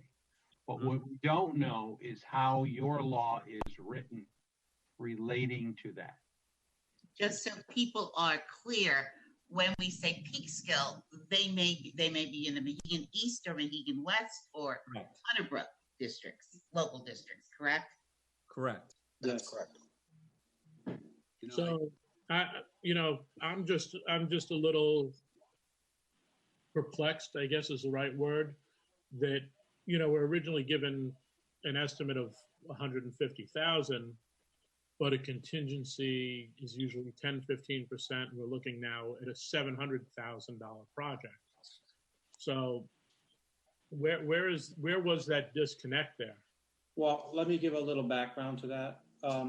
Ed, we, the town, and I think Alice brought this point up as well, we've been doing CCTV work, inspection of sewer pipes for the last 4 years. Typically, we do 2 miles a year. So using the rates that we're paying, I said $3 a foot. That's how I got up. So we spend about $25,000 a year doing 2 miles. This project is just slightly over 9 miles that'll have to be done in one project. So just using the math, that's how I said that we would spend about $150,000 in just doing the CCTV work. Now, what the numbers that EDR is saying, and we had a discussion about this yesterday, is they're proposing to oversee the work on a daily basis. There's good reasons. I mean, we don't have the resources in the sewer department that we could be, overseeing the camera work for 8 or 10 weeks. It requires, a person there, and it requires some traffic control, which they put some monies in for. And at the end of the study, or at the end of the CCTV work, they're going to generate a report. So I think that's how we step through to get to a top line budget. And they're basing that on some experience they have in another municipality in New York State. Okay, I guess the question. We're talking about $500,000 then in engineering fees, and we have an engineering department. I know this is a big job, but that's $500,000 for $125,000 or $150,000 worth of work is it seems upside down to me. Well, I mean, again, I gave a budget number for just the CCTV work. This work plan has some assumptions built in that 30%, 25 or 30% of the work that's being done with the camera, that we'll have to do some, like there'll be problems with the camera and they'll have to do further cleaning. And so there's, in their budget number, there's an added cost for difficulties. And again, I mean, I completely respect the experiences that they've had in another town. We've been doing 2 miles a year for the last 4 years, and we have not hit those type of issues. But they're saying in a budget, you should anticipate that you may have that. And then they added in cost for smoke testing and dye testing. So if we do find issues and we need to do some further investigation to isolate, a broken pipe or a connection of some, an illicit connection of some sort, that they included additional costs for that as well. So it's not just strictly the brain power that they're going to provide. And it's prudent to do what they want to do in terms of the additional smoke and dye tests, correct? Yes, absolutely. It is also listed in your order on consent that Yeah, I know. smoke and dye testing have to be included in it. You know, the problem I have with this whole thing is that we come out, and I'm going to hit, I'm going to hit you right between the eyes with this. We come out and tell the people of the town of Yorktown that this is going to cost $150,000. Okay, now we're getting hit with $750,000 basically. All right, and where does this money come from? All right, of course. Well, what do we have to do? We're getting a recommendation from Cosmo, Mike, and Bob that, you know, it's going to cost upwards of $700,000. We're not going to say, okay, we're only going to bond $400,000 and have it cost $600,000. I'd rather give back than have to rebond again. But my question is why weren't we given the worst case scenario first? Why are we piecemeal? Why is this piecemeal to us when we have to know this stuff and we don't know it? But they didn't give us 150. Mike gave us 150. Exactly. My point. Well, I gave you 150 as for the cost that we spent on CCTV in the past. But we know that it has to go further than that for this procedure. Am I correct on that, Cosmo and Mike and Bob? Yes. Yeah. Yes. It has You're to at the go end. beyond Yes. CCTV. We know that. Yes. All right. That you know, I mean, we should have had a breakdown. CCTV, smoke test, bump, and that should have come from. Well, let me not rant on too much, but I'll tell you what. I can understand why people would be mad, and you know who it falls on is us on the town board, because we didn't ask the right questions, I guess. And I'm Well, not happy about this. you know what, Tommy, we were fed it sort of like, I hate to say it. Piecemeal, Ed. I said it. No, but it's almost like a kid, like when my goddaughter does something wrong, it starts off small and then you find out exactly what she went through and what she did. And it's like, okay, this is a little bigger. Yeah, I had teenage girls. You got to read between the lines. There you go. I shouldn't have to read between the lines Right. in this town. Right, we shouldn't. And that's part of the, we have experts who are supposed to, experts and professionals that are supposed to give us that, hey, this is what we're at. And we're probably going to need this, we're at A and we're going to need B, C, and D. Yeah, it's unacceptable that we get hit with $750,000 possibly, when we tell people several weeks ago that it was going to cost $150,000. And Mike, that was by you. I'm not happy with this. Well, again, I tried to answer the question honestly when I was asked at Tom that. Why do you piecemeal it, Mike? Why do you CCTV piecemeal it? Give it to us what it could be, so we know we can go to the people. Because Tom, I think that all the work that we've done for the last 4 years, we've done that in-house. We've done CCTV, we've done the oversight, we've done smoke testing. We're doing smoke testing in the field right now. We know how to do dye testing. So if this is going to be an in-house affair, that's different than this approach that we're now talking about, that we're going to use a consultant for the entire project. And now, do we have all the so CMOD records it's and so like forth? it's not, to me, it's not fair to say that it was $150,000 and now it's $700,000. It's a different project. But you should be laying it out to the board on here's what it's going to cost for for closed circuit TV. Here's what it's going to cost for this. If we have to go these extra steps, here's what it's going to be. That we can tell our constituents, and everybody is now advised. So when it comes right down to it, our feet are held to the fire. And I don't want hot feet. I think I recall saying, "Are you sure?" Because it did sound like a low number. You did. Well, I can tell you this: the bigger problem that we have is payment. Yeah. That is a much bigger problem. I want to thank our comptroller who's been working on this. Bottom line is that this can only be paid for by the districts within the Peekskill Sewer District. And right now their fund balances obviously can't sustain $750,000 in expenses. So we really are limited on our abilities here. And I think one of the things that we are currently investigating is a 5-year ban for those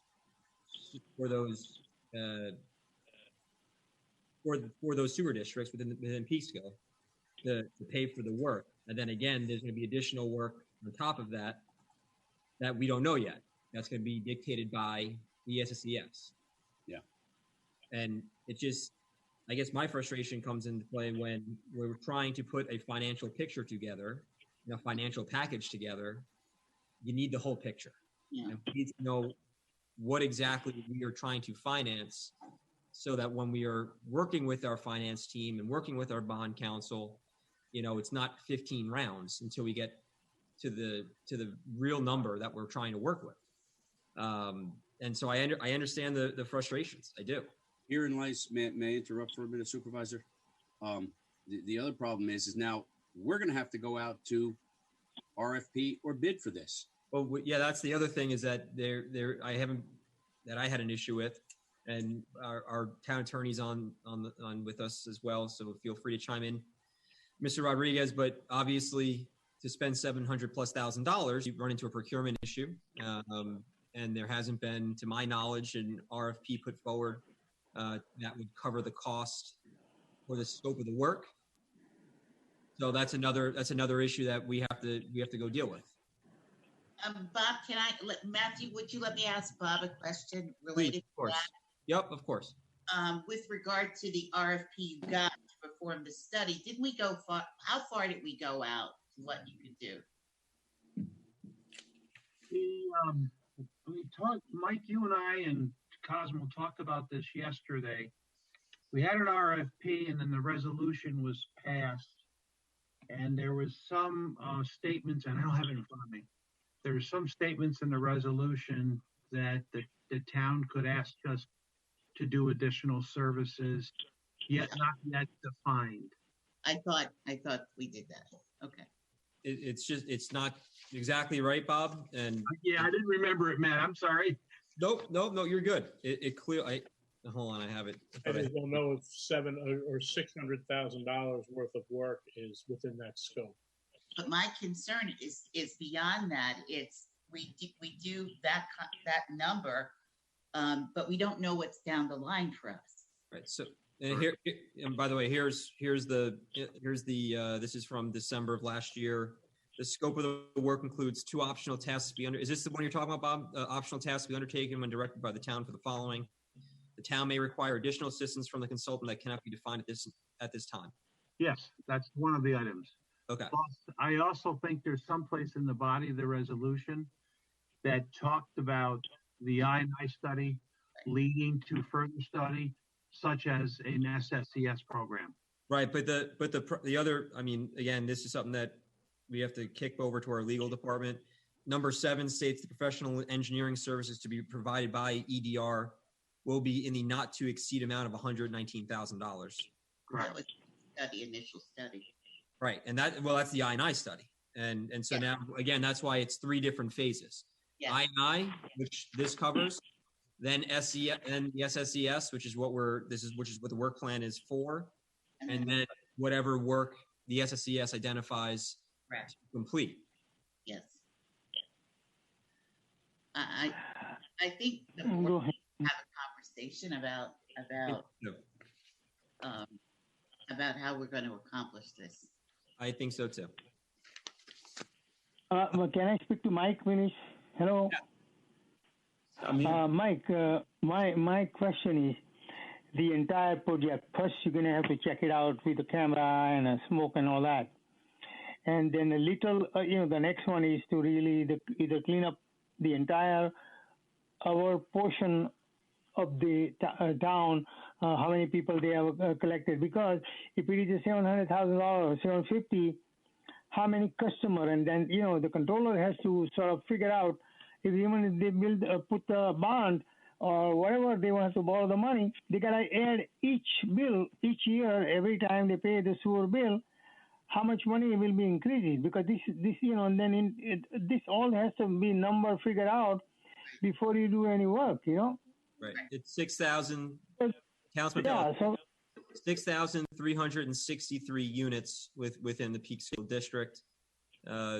We have here, I have a draft if it was a 5-year ban for $750,000 and what the first year payment would be, including interest. So that's the only way we can feasibly finance a $750,000 project. Roughly how much in the one, homeowner has to pay, because depending on the size of their home and how much water they use, so there may be some kind of a rate that each home, either the basic connection or maintaining fee, plus how much water they put in a sewer. Proportionately, they have to figure out how much money they need to pay to move this project in a 5-year or however year we have to. I don't Do you have that number? I don't have it broken down by unit. I have it broken down by each sub-district that we have. So like Clover Road, Mohegan East, Mohegan West, Hunter Brook, so on and so forth. And so I just know what the first year payment would be for each district as a whole and what that does to their fund balance. I can tell you by looking at it, Mohegan East, you're basically depleting their fund balance after the first year's payment. I mean, that's one of the problems that we're having, and that's with the 5-year ban. That's not even including if we were doing this without a ban, it'd be even worse. But we have to get the money. We have to borrow the money, ban, whatever you do it, because if you don't have a fund balance, then if there is something goes wrong, maintenance, this is the old sewer system, always something in the pumping station, pump something, continuous maintenance, and on top of this one added cost, you gotta have a number before you start everything else. I don't disagree with you. So thank you. I think that right now the board needs to have a conversation relatively soon about how we want to proceed beyond this point. I think obviously the work plan speaks for itself, but I think we need to get clarification as to whether or not the resolution from last year, which is again that third paragraph regarding additional assistance that couldn't be defined, is what if that allows us to move forward without putting it back out for RFP. This is one of those projects that it's not something that we choose to do. It's something we have to do based on the ruling. But I agree we need to have a conversation. I think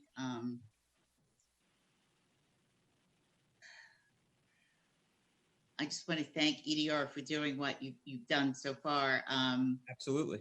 We will figure it out as to how we're going to proceed. But clearly, there has to be bonding done here. Without a doubt. I mean, I just don't see any feasible way to pay for this without a 5-year ban. And I know that our comptroller was on the phone today with our bond counsel. So we are exploring every option possible to make sure that the way we finance this is appropriate and it doesn't really put any specific district in a particularly vulnerable position, which I think is going to be the challenge. Yeah, and the other thing that we have to look at the same time is that DEC has given us a schedule. Right. Right. We have a schedule that we have to fulfill. I mean, this is a state mandate. I mean, that's the thing. To your point, we're not choosing to do this. This is being mandated by the state. EDR has done a tremendous amount of work that's limited that scope of the project, thankfully, to the 2 basins. Which is going to prove invaluable to the taxpayers of Yorktown. Yep. So we just need to figure out the financing of the immediate work, and then we need to make sure, and then we need to have a conversation about that 2019 resolution, and if that provides enough leeway for them to proceed, or if a bid is required. Now, first of all, Cosmo, Mike, and Bob, thank you so much for what you've done. The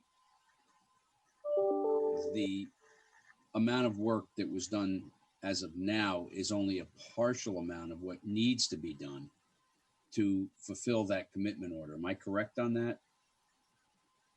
Yeah. Okay. So, I'm guessing that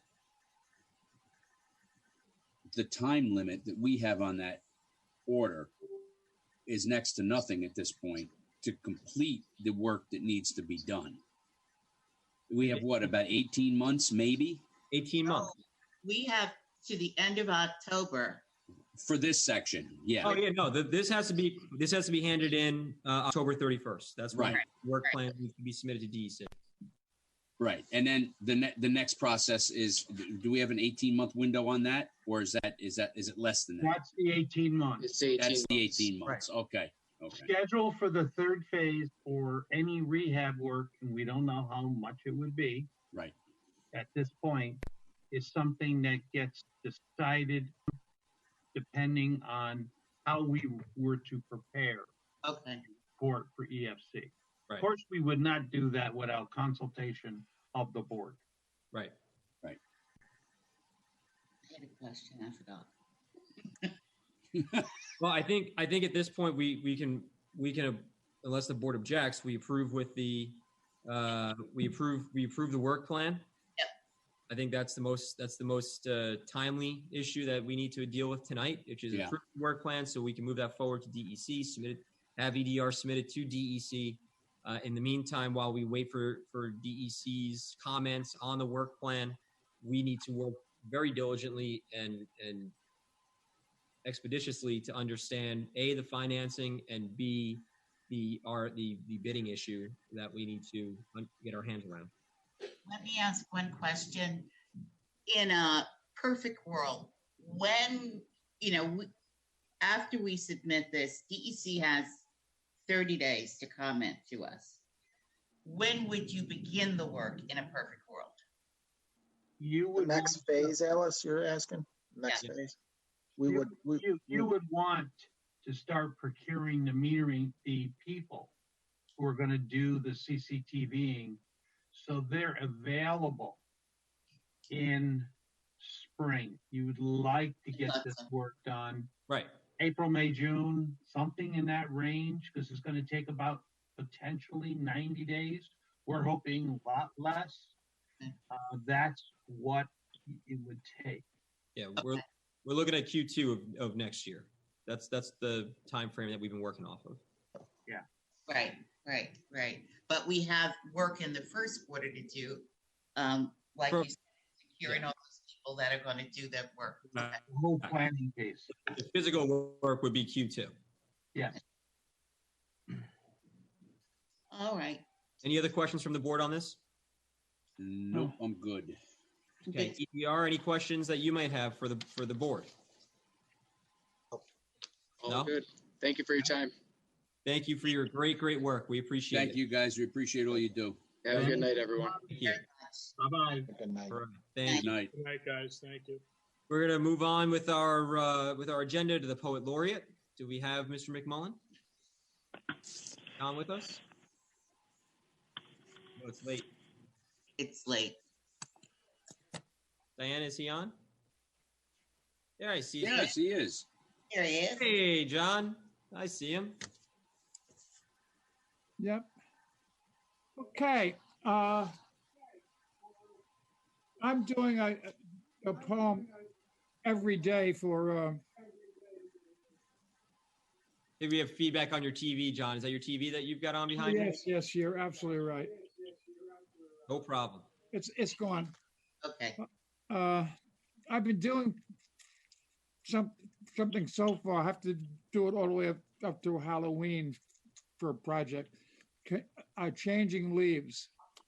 It is the 8th month of the pandemic, and the summer has ended.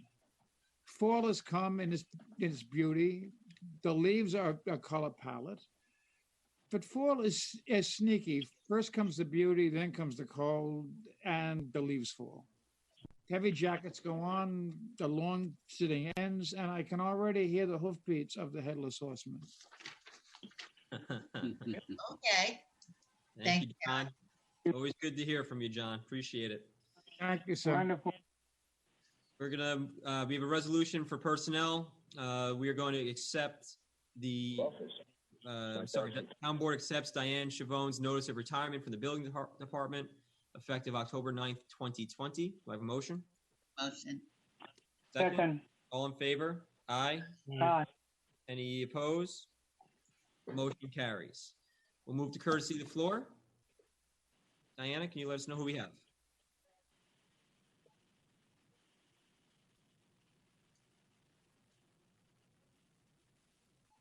We have Jay Copstein. Great. Mr. Copstein, thank you for staying up with us.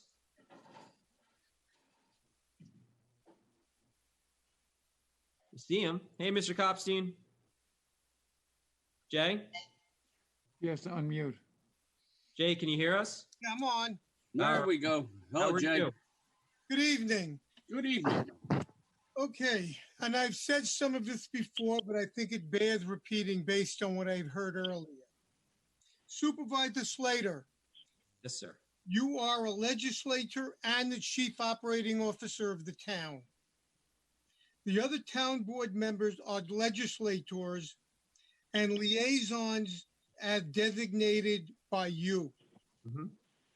As you know, I have been involved in emergency management for 3 decades on the city, county, state, and federal levels. The utilities only give out key personnel phone numbers to a few individuals.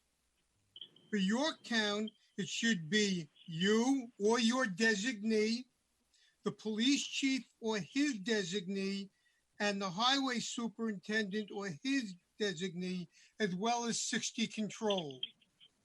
Nobody else in the town should have those numbers for key personnel, or they will ignore our calls. Thank you. Thank you, Mr. Copstein. Thank you, Jay. Any other members of the public for courtesy of the floor? Diana? I have no others that I know. Okay, great. We'll make a motion to close courtesy of the floor. So moved. Second. All in favor? Aye.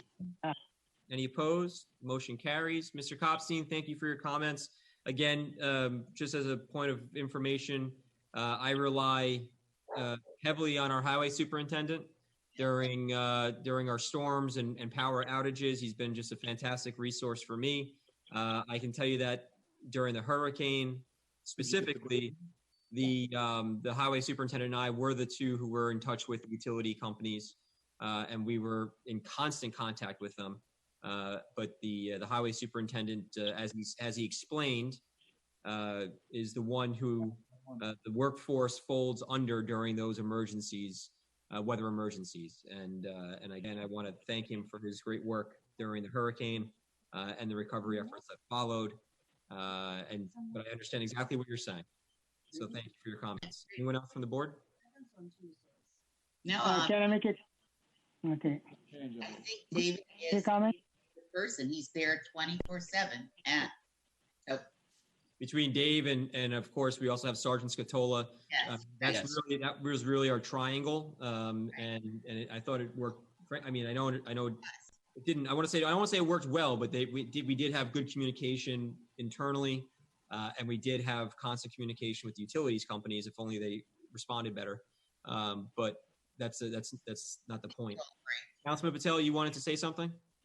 Hey, when you turn the TV on, all it says is contact so and so number for a telephone line, for a television or internet. And when you call them, it takes half hour to get through there. Instead of somebody in the town board, I call the town board, nobody answers there. But everybody's not there all the time. Yes, police department are hired there 24/7. We have used it. But my neighbor is calling me that they have been contacting. Nobody came to see my house. All the wires are on the street. Nobody have. I spent a whole night to clean myself so that my neighbor can go back and forth on my own, because the highway department are so busy, and they came and checked it. It's wonderful, but they are asking me when the electricity will come. They want to know.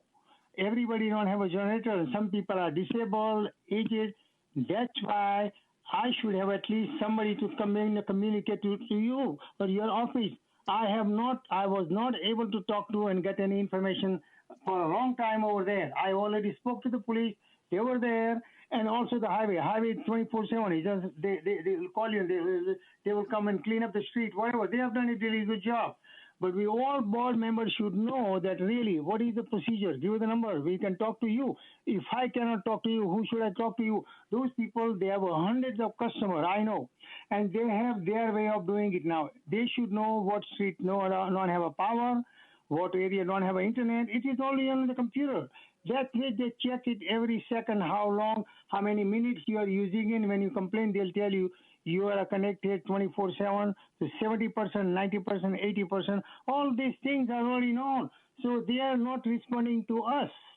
Councilman So Battaglia. and then the bill comes in, there is no, if there is no internet for 10 days, they're supposed to give automatically the discount. They're not giving us. They have to call them up.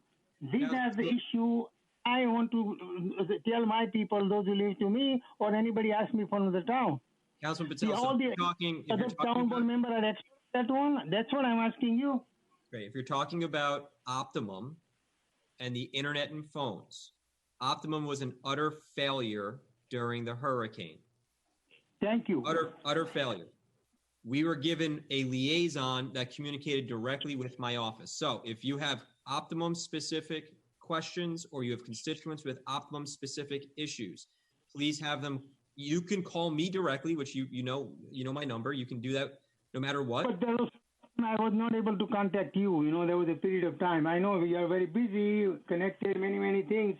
I understand. But my neighbor comes working nonstop during that time, and also I know our highway superintendent was on your street talking to you during as well.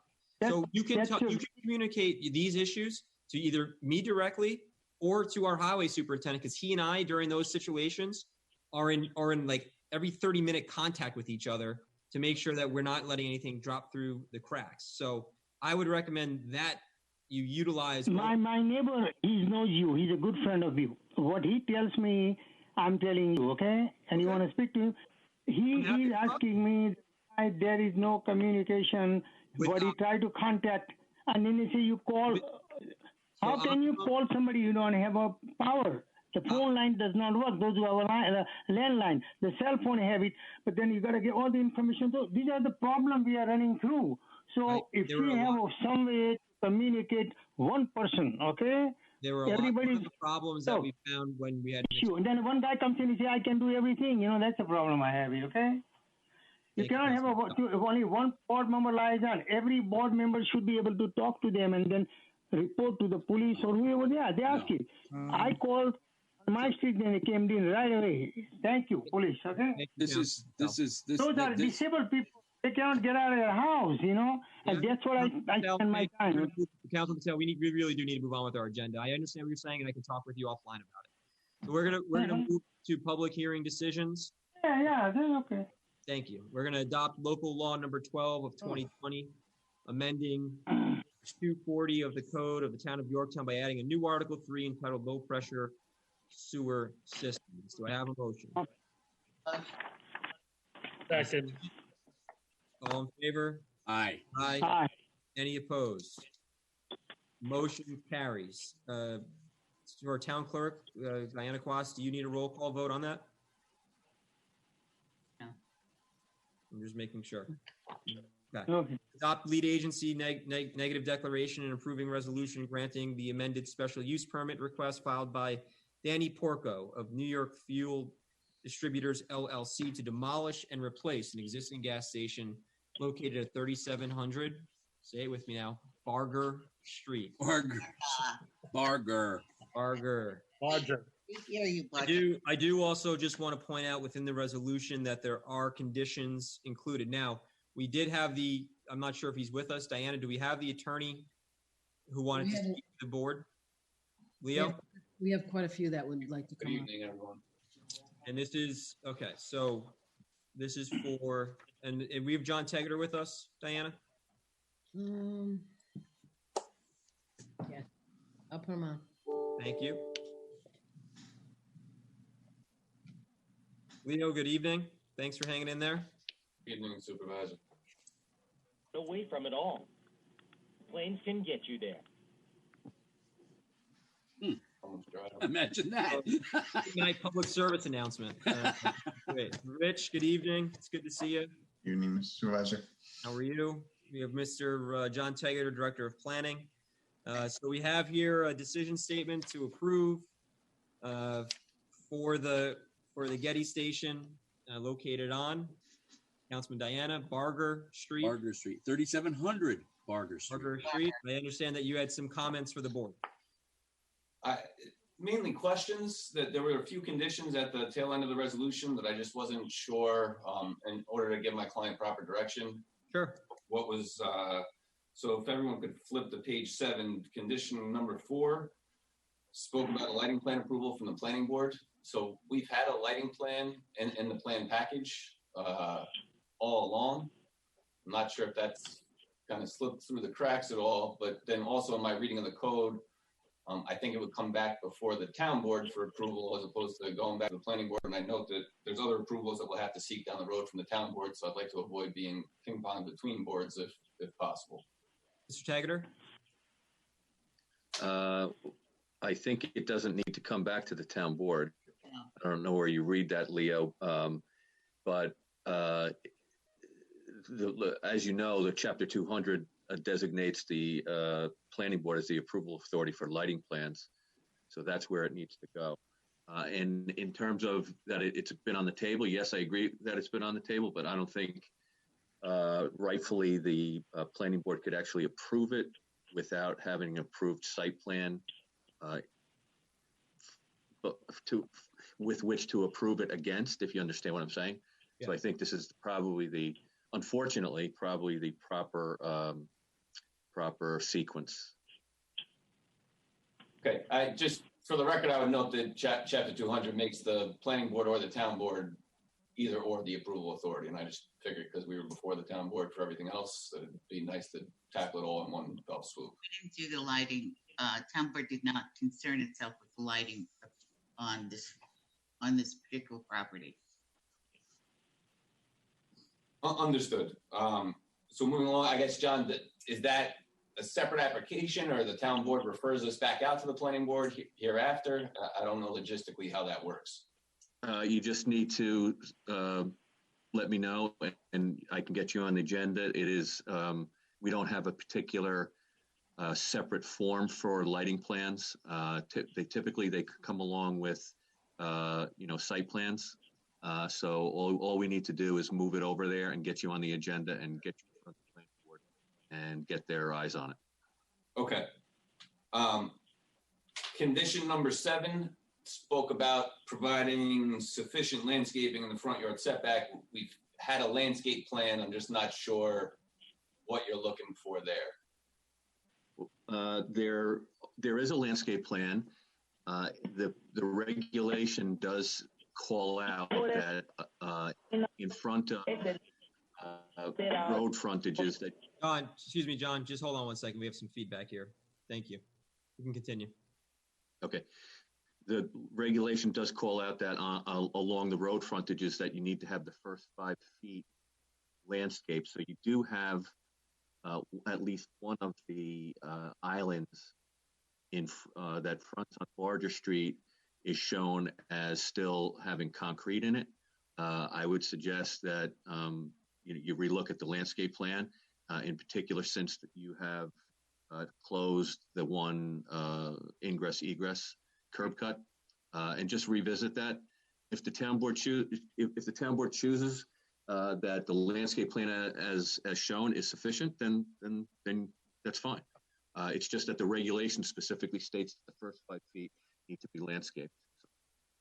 We can, just as a point of suggestion, maybe move past that issue. Up on the corner on our property, we can add some additional landscaping around the monument sign. However, most of that island is in the New York State DOT right away. They're going to have site distance as a paramount concern. So if grass is an acceptable alternative, we can easily fill in that strip. But as far as anything with height or mass, New York State DOT may object. Right. that is absolutely fine. It's just a matter of hitting what's in the regulation. So. And John, there's a concrete island, I think that you're talking about adding grass into the existing concrete island area, which I would defer to Rich, but I don't think we would have an issue with that. The issue may be if we're looking to widen, I don't know how wide that island is currently. If you're looking to widen that island to satisfy 5 feet, you're going to start to pinch down our travel aisle between the curb and the pumps. Yeah, I don't read it that it's a must 5 feet. And it's as this is an existing site, and it makes sense given the size of it to not need to expand that to comply rigidly with that part of the regulation. I don't see that it needs to be the 5 feet. That is an existing situation, and the site works because of its configuration, and I think that is fine. Was there a separate landscape plan in the last submission you gave us? I can share my screen if you'd like, Councilwoman Roker. Okay.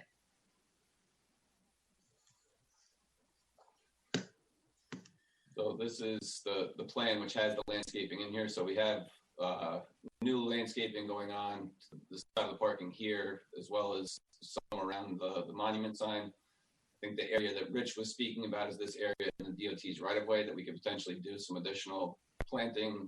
It may not give us much height, but at least grass. Right. The area I was just speaking about with John is this concrete island to remain. We could potentially extend the grass down to be in this area as well. Okay. And then we have landscaping going on down in this area here as well. Okay. You know, just to point out all the way to the north, there's a large area of pavement getting removed right where above where your hand is. That's all asphalt above that parking right now. In this area here, yes. Yeah. So that's to be removed and replaced with lawn. That's technically off of our property, but would be a reduction in impervious and paved areas there. That's fine. And I guess just for clarity, I know, John, you had mentioned the board has the authority to kind of approve that with the modification to extend the grass down into this concrete island and look at doing some additional plant material in here. Would that be satisfactory to the board, just so I can direct the consultants appropriately? I think it makes sense considering the parameters. Sure. And that's just where you want to put grass on that one rather than right. I mean, shrubs, etc. To Rich's point, you're gonna have a problem in that top, yeah, the top side there because of the DOT. Yep. And then so if you can just put the grass in and extend it all the way down, I think it makes sense. I don't think that's an issue, Rich. Would you agree? Yeah, I agree. Okay. Okay. So then the last question I had was with respect to condition number 8, which references a plan detailing site alterations in the event alternative access is required at the southern side of the property, which I'm just not sure what I'm doing with the plan that's satisfactory to who and required by who and what I'm trying to achieve there. John, you want to explain that? Well, it would be satisfactory to this board since they're the approval authority of it. And what's the other questions? What they're trying to achieve. Well, you know, as we had discussed, there's issues with this intersection, right. And I think that the work of the town requires that they look at and remain knowledgeable of what's coming at them in the future and remain flexible in their ability to solve the problems to the greatest extent possible by everything that surrounds the areas that they're looking at. As you know, Leo and Rich, we've talked at length about the possibility of other access possibly needed for other developments in order to solve, if in fact solving a problem is required, to the intersection problem that may be impacted by any future development. So this is a plan that would show and inform the board of the possibilities that they may need to be grappling with in the future. I mean, if we could speak about that hypothetically now, John, you know, the board in theory by approving this plan would have my building set. So, once the building is built, we're not going to be knocking the building down and moving pumps and tanks and buildings. So then I have a 10-foot wide strip here. The building's set 10 feet off the property line. If a future road, if the property owner behind us wanted to come up with a new stream crossing and take a road through here, they'd have to negotiate an access easement with us that would essentially wipe out all of my parking, which is of importance to our project. I don't know how to design for a future hypothetical that may not come, that essentially would, I would think would also need to involve the neighbors below us as well. So I'm looking for direction as to what how the board and John, how you would like us to tackle this that doesn't completely throw my plan into the trash. We are, let me speak, John. We are actively looking to get a development on the property behind yours. And that therefore there has to be some way out of that property. But I understand what you're saying in terms of your building, where your building is situated, and the need to cross over your property. And I think that the neighbor is on record saying that they had no objection to our plans, that they believe we've improved the intersection. Yeah, he did. That they can create turning lanes without taking any land from us to accommodate their own development. And all in all, they thought that this was for the betterment of the neighborhood and the betterment of the intersection. So I don't want to have a condition of approval that is impossible to satisfy. Well, I don't know if it's impossible to satisfy. You mentioned that you have 10 feet there at least. If it requires another 10 feet from the neighbor that straddles your property line, that's a possibility for a 20-foot access way. In terms of your parking, we've been told recently that the town is in control of the spur of East Main Street, and so there's the possibility that additional parking could be accommodated there. It's not to say that any of this will happen, Leo. What's to say here is that when this project does come in and they start looking at whatever use that they are able to put forward at that moment, they need to study, and the town board needs to be able to study all of the options in order to understand the best solution possible for not just that property itself, but for this neighborhood and this intersection. So that is what the idea of this is. Absolutely. It's not to slow your project down, but it's to get something on paper, to move things, or not move things, or anticipate moving things, for the purpose of having the ability and flexibility to solve that problem in the future, if it should come to that. It may not come to that. The traffic engineer of that development may prove out that a new access way there is not needed and does not satisfy or solve any impacts adequately, and that East Main Street is absolutely fine, and then it will not be needed. John, if I may, it would be on this southern end of the property, closer to the Mason Supply, correct? Right. I think. Right. And what we want to do is get or have people able to transverse into this back property. Correct. From there. Potentially, if that's potentially. Potentially, and I think that's what the key is that I'm sorry. You're right. Sorry. Potentially, and that's what we're trying to do, is just make sure that should this project come on the table to the board, that we've got options, and we're not going to, and it's not an impossible puzzle to figure out. And so we just need to understand what it would look like.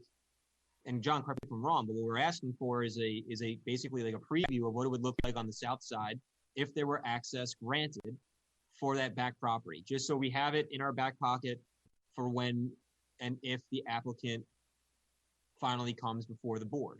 And I can tell you, I can tell you that we've been in touch with the property owners over there. There is interest in doing something, and so by this condition from the approval, we're just doing our due diligence and being as forward thinking as we can to say, okay, it's not just this, it's this plus this, and making sure that when we get to that next piece, that we're not stuck with an unsolvable puzzle. One of the things that I just want to weigh in is, I heard John mention that you guys have recently been informed that that spur is yours. According to DOT. So we actually talked to land development up at DOT early on in this project and went through the title going back into the 40s and 50s with them. There is no clear record that they ever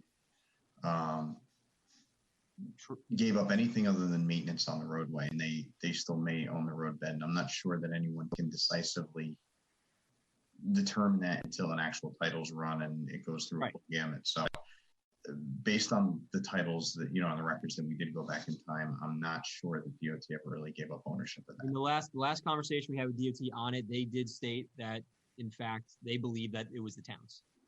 Yeah. I mean, that's just the last conversation we had with Region 8. Yeah. If you're talking about the East Main Street that runs down on the north side of that property, that was actually owned by the county. The county turned over East Main Street to the town with the deal with Legacy Field. Here's some of the interesting things when you really start digging into the devil in the detail on that spur. There's numerous parcels throughout history, mostly to our east, that were given to the town. And it was all done during the construction of the Taconic and the off-ramp and on-ramp interchange.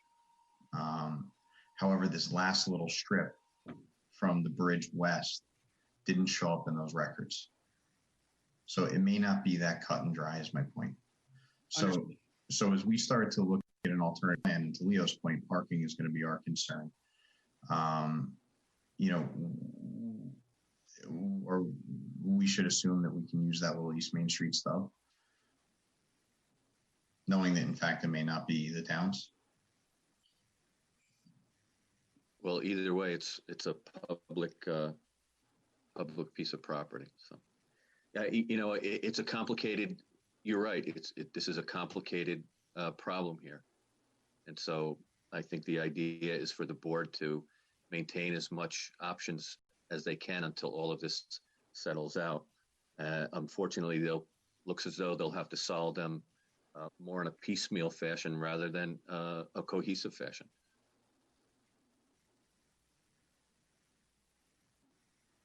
How does the board feel about the condition? Do you want to keep it in or do you want to remove it? No, I want to keep it in. Councilman Maxim? I agree with Alice. You know what? We really need to look at the future, and that's what planning is about. We have to have a plan, and that's a pretty important piece of property back there. Councilman Diana? I want to talk to John Teger a little bit more on this.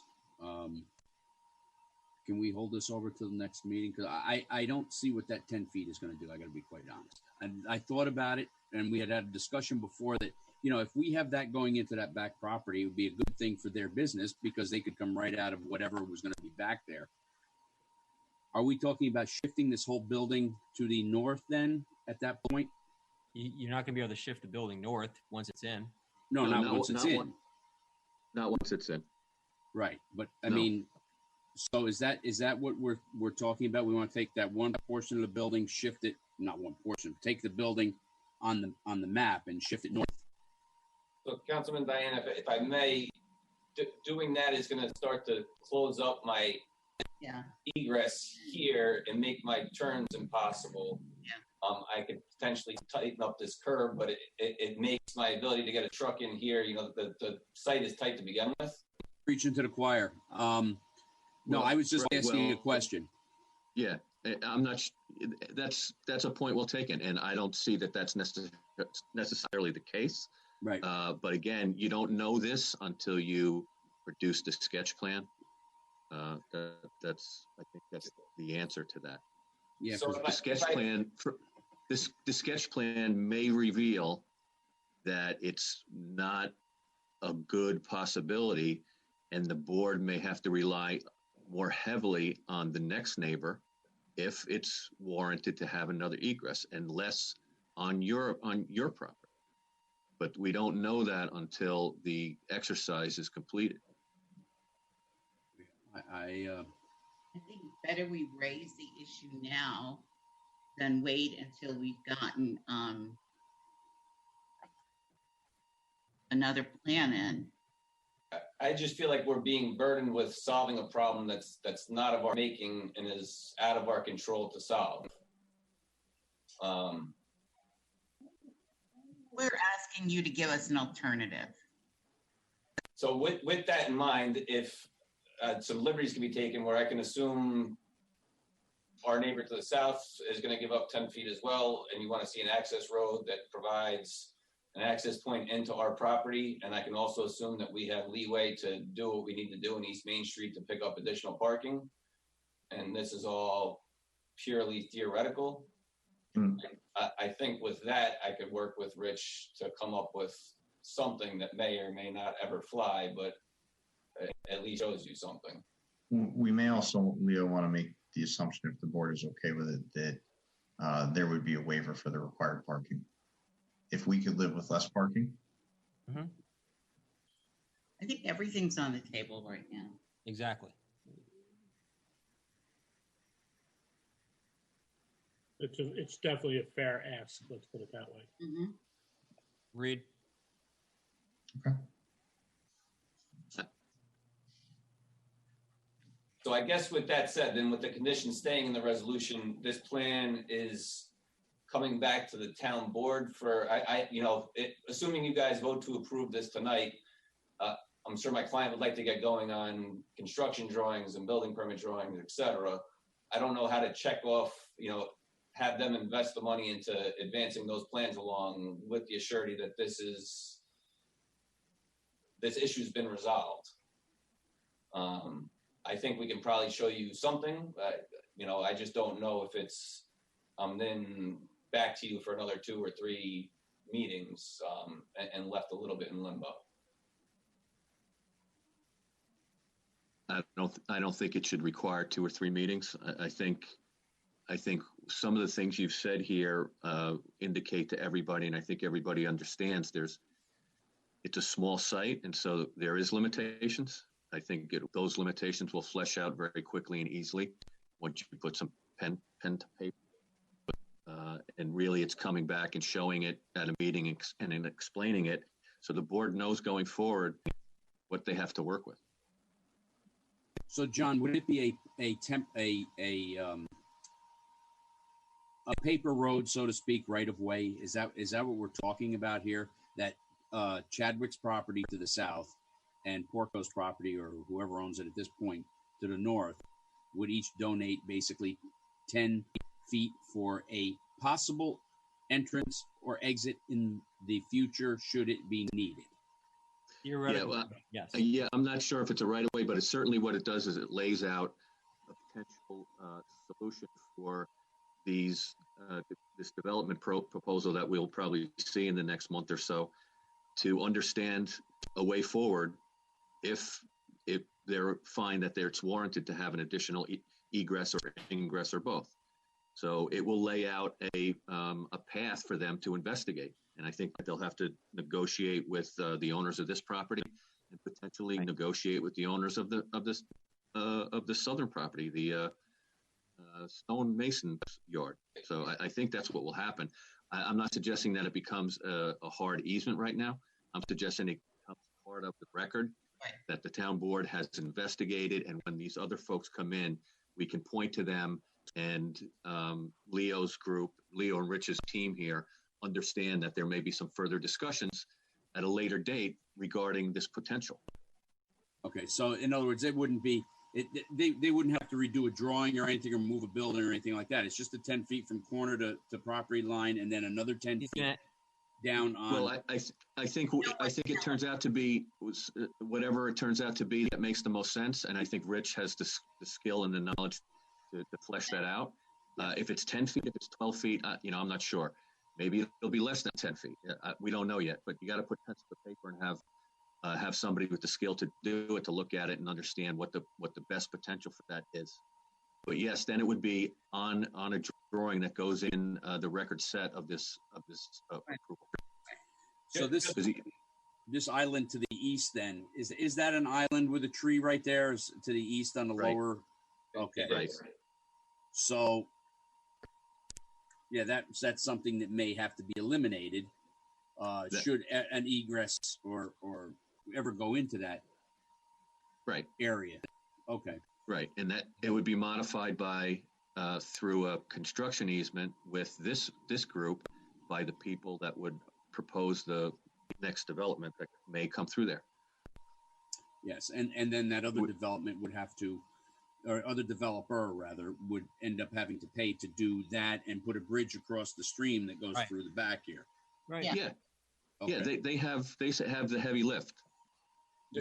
Just to be clear, so everyone's on the same page, I do not have the authority to offer a dedication of an easement to the town or to the neighbor. So that's something that would have to be worked out between the neighbor and my client. Of course. No, we totally get that and agree with it. Yeah.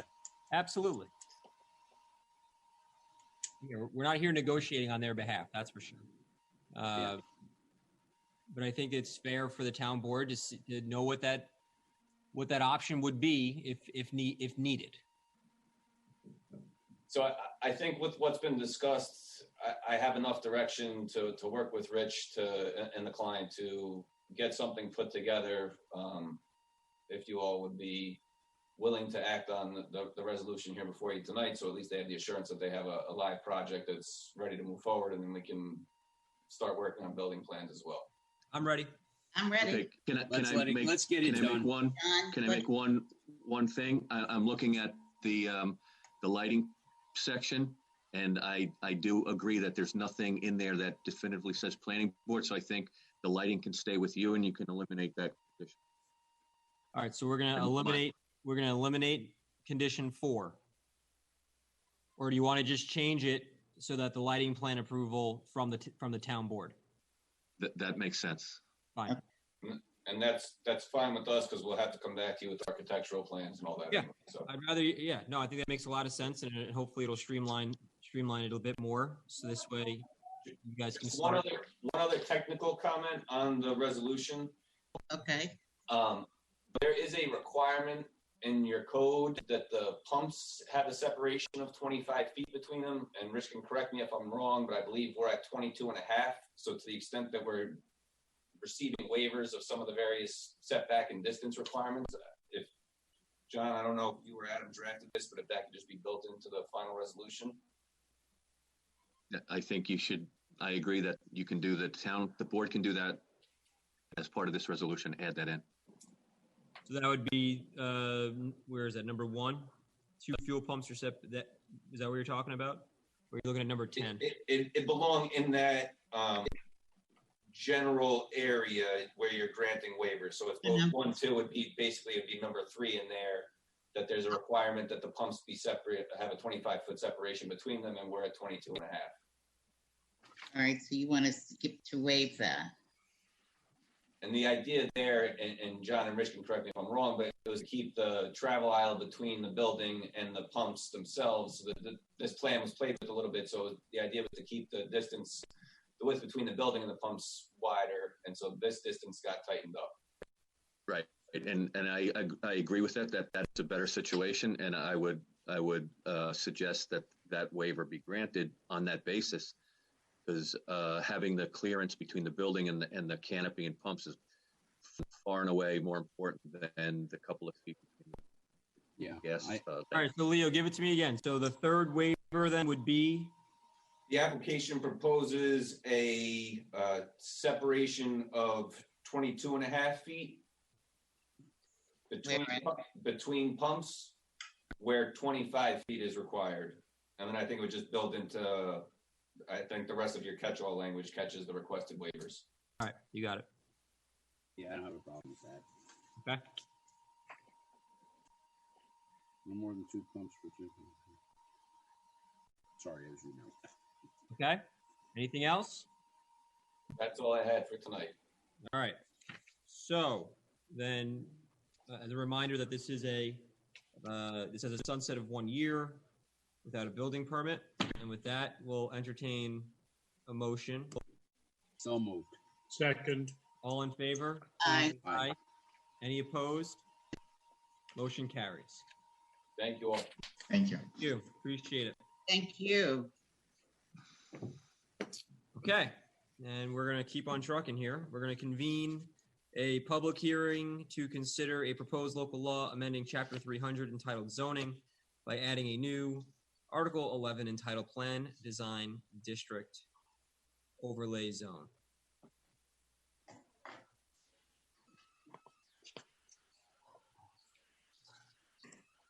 We have a lot of comments on this one. You did. John Tegeter, let's start with you, my friend. You want me to introduce this? If you I would suspect. If Not you at all. Introducing it to the board again, and then I know we've got specific question. I've got some specific questions I'd like to ask you about some of the Okay. comments that we've received. So the intent of this is to create what we call overlay zones, which function in the same manner that you may expect like a floating zone. It is above the underlying zoning. The underlying zoning does remain. It's still in force and effect. But what this does is allow an applicant to request the process under this regulation, and the planning board will have the authority to accept the request, which is another thing that we should talk about a little bit more in depth. Once they do that, this regulation will be, first of all, it will be mapped in certain areas and certain number of properties in certain areas that you select of the town will be able to be taken, take advantage of this law. It will allow the planning board to apply flexibility to much of the bulk requirements in the zoning code. In other words, the setbacks, if there's a 50-foot setback, the planning board would be able to allow a 40-foot setback. It also allows flexibility of uses. It is proposed that the possibility of mixed use. We are seeing a change in the market. We're seeing a change in the type of housing that is being developed and offered and desired. And certainly COVID-19 has changed the landscape quite a bit as well, as we all know. So this will afford the planning board and the town to move forward and in an efficient way, look at proposals that come in certain areas of the town, and without the rigid framework of the underlying zoning, so that they can accept, review, modify, and approve developments that actually make more sense for the times that we're in, for the town, for the commercial areas in which these may be mapped, so that economic development and the quality of life continues to improve and be enhanced in the town. That's essentially the intent of these. What you see here tonight is the framework, the basic framework for development districts. It lays out its intent, how they will work, what is offered in terms of flexibility. What will come after is the actual mapped zones that you select, and along with each mapped zone will be additional regulation that is particular to those particular areas. Some other flexibility that I don't want to miss is in terms of uses. There may also be the possibility for modified densities of development.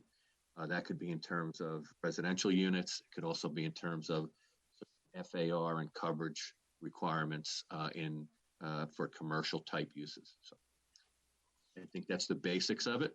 Happy to answer any other questions. John, can you speak towards one of the comments that we received was from the county planning department? Can you speak towards their comment?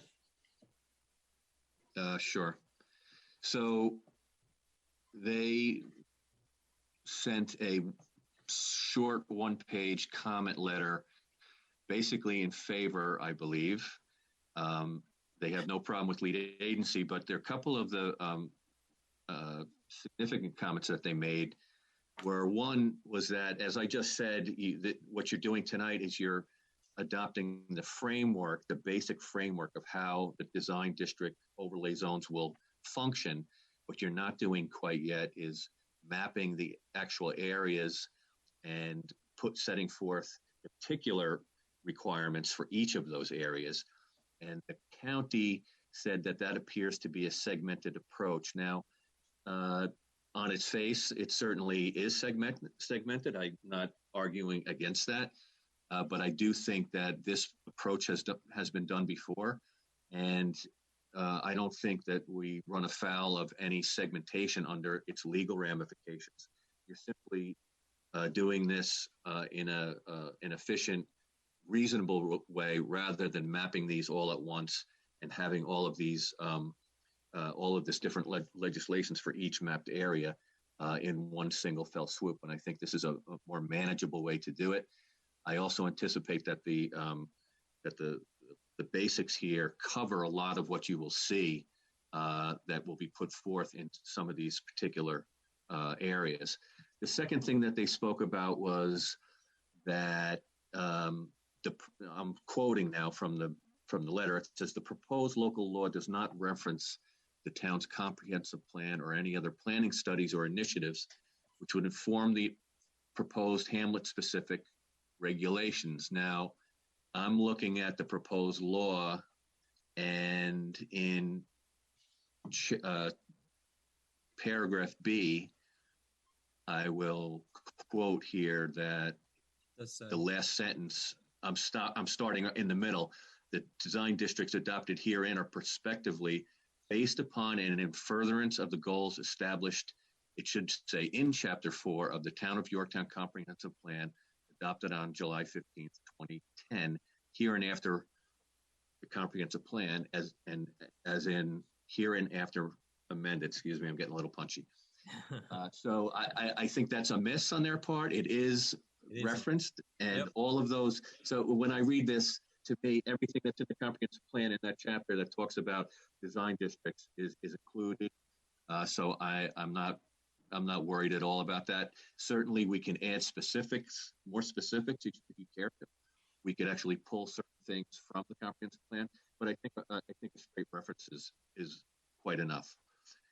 And then, last but not least, they recommend that the town add provisions to affirmatively further fair housing as a part of these regulations. I'm not sure exactly what specifically they would be after there. I know generally that is, the proper wording for what all of us around the country need to do is to further affordable housing.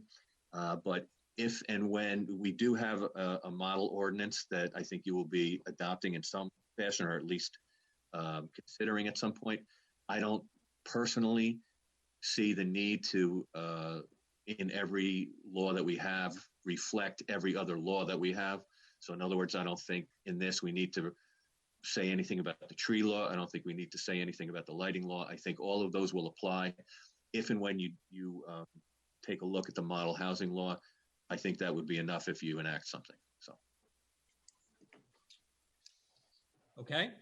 We also have comments from Abaca that they have no objection to the proposed amendments. And we also have one from the Tree Conservation Advisory Commission supporting the proposal to modify Chapter 300, stating that they feel the development under this amendment will be more environmentally friendly when compared to development that would occur without this modification.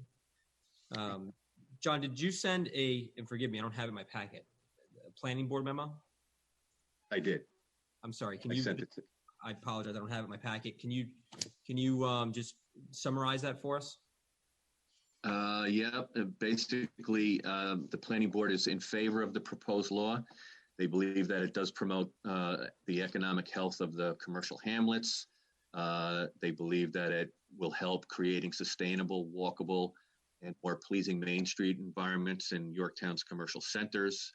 Some specific things that they are suggesting. They will be interested in the areas that will be selected for the districts, and they request that during that process, of selection and also of the development of the particular legislation, that they are more involved in the process, in the language and also the selection of the mapped areas. Okay. And the second thing is that they also are pointing out that they believe that the language reflects that the applicant will request to the planning board to be considered under this law, and that it will be the planning board's job to determine whether it is appropriate for that request to be considered. And they suggest that possibly that language needs to be clarified and be a little bit more clear and strong in that process, that they will actually be determining whether a particular applicant or property and the proposed use is appropriate for the town to consider to be processed under this law. Very good. I forgot I should have led with this, but I'm gonna ask our town clerk to show us the notice of the public hearing. I'm sorry, I should have started with that, Diana. Thank you. Thank you. Okay, any questions for John from the board? Yeah, I want to go back to what he just read from planning board. Yeah. Because what it sounded like was, which came first, the chicken or the egg? Explain that to me, how it would work, what they want. Well, the section it's 300-251, paragraph B, it says an applicant desiring to use the standard set forth in this article shall file with the planning board the application and plans required for site plan or subdivision review. It goes on to say that they'll have marked upon them that it is a plan for development in accordance with these standards, and that the applicant shall also submit a written detailed statement setting forth the nature of the modifications.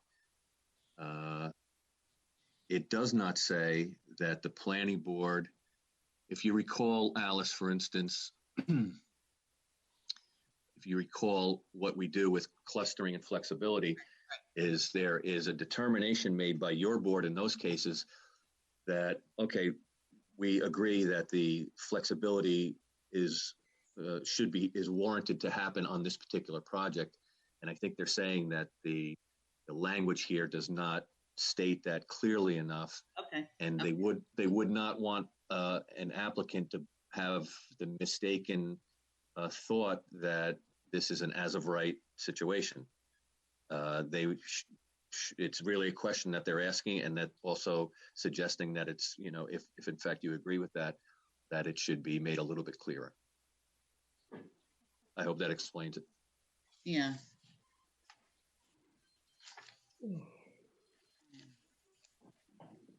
Any other questions from the board? Allison, Councilman Roker, does that clarify your question? It does to an extent. We will go about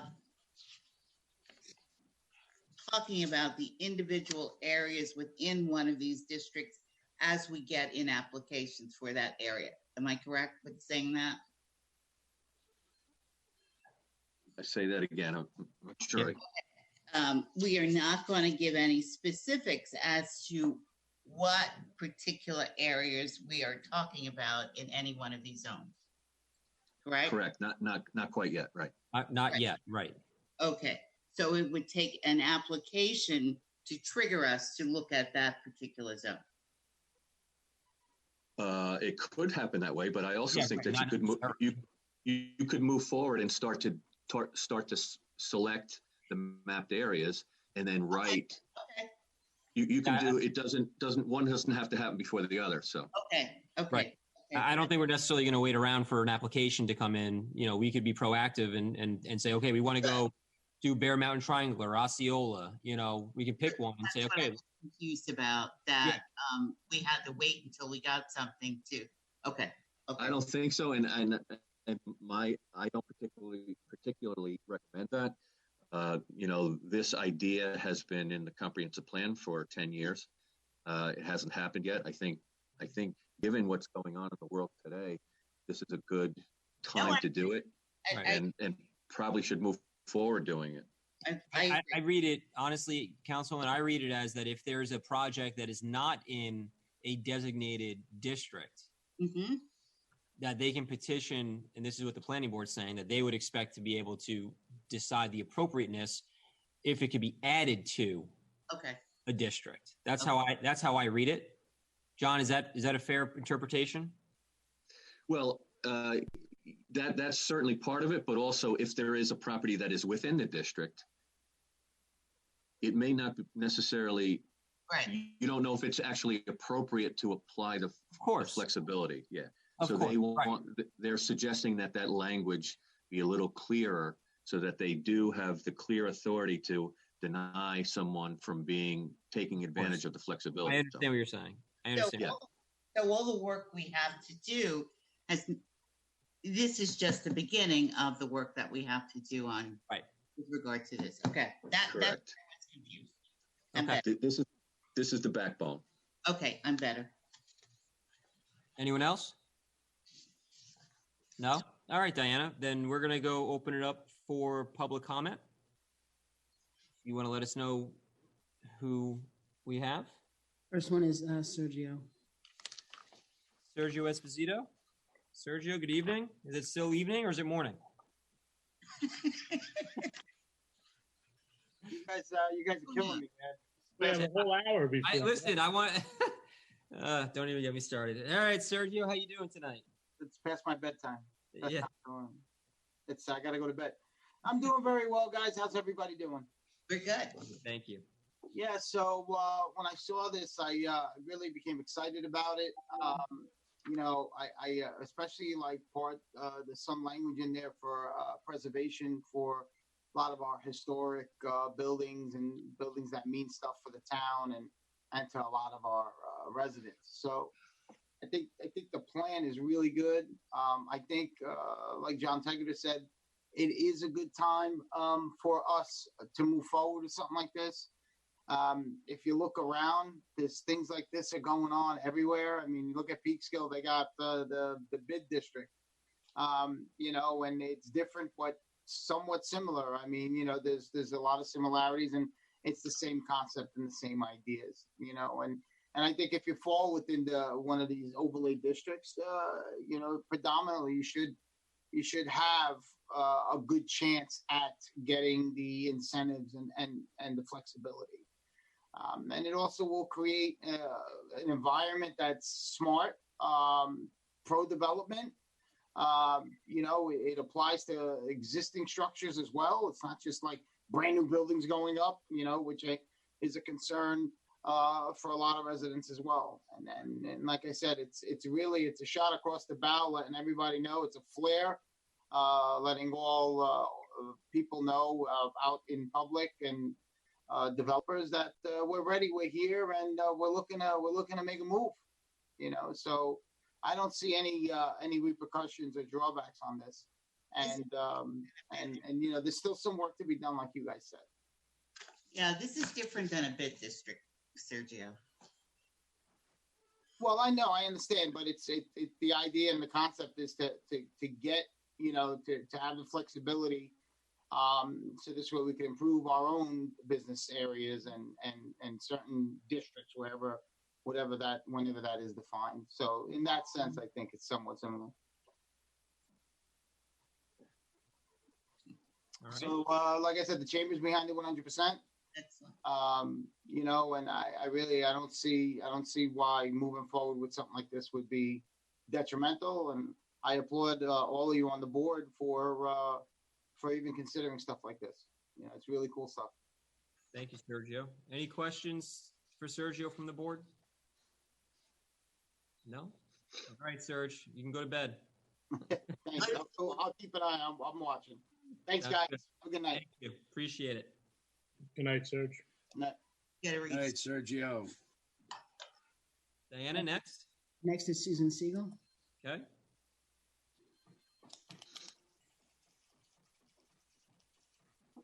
Good evening, Susan.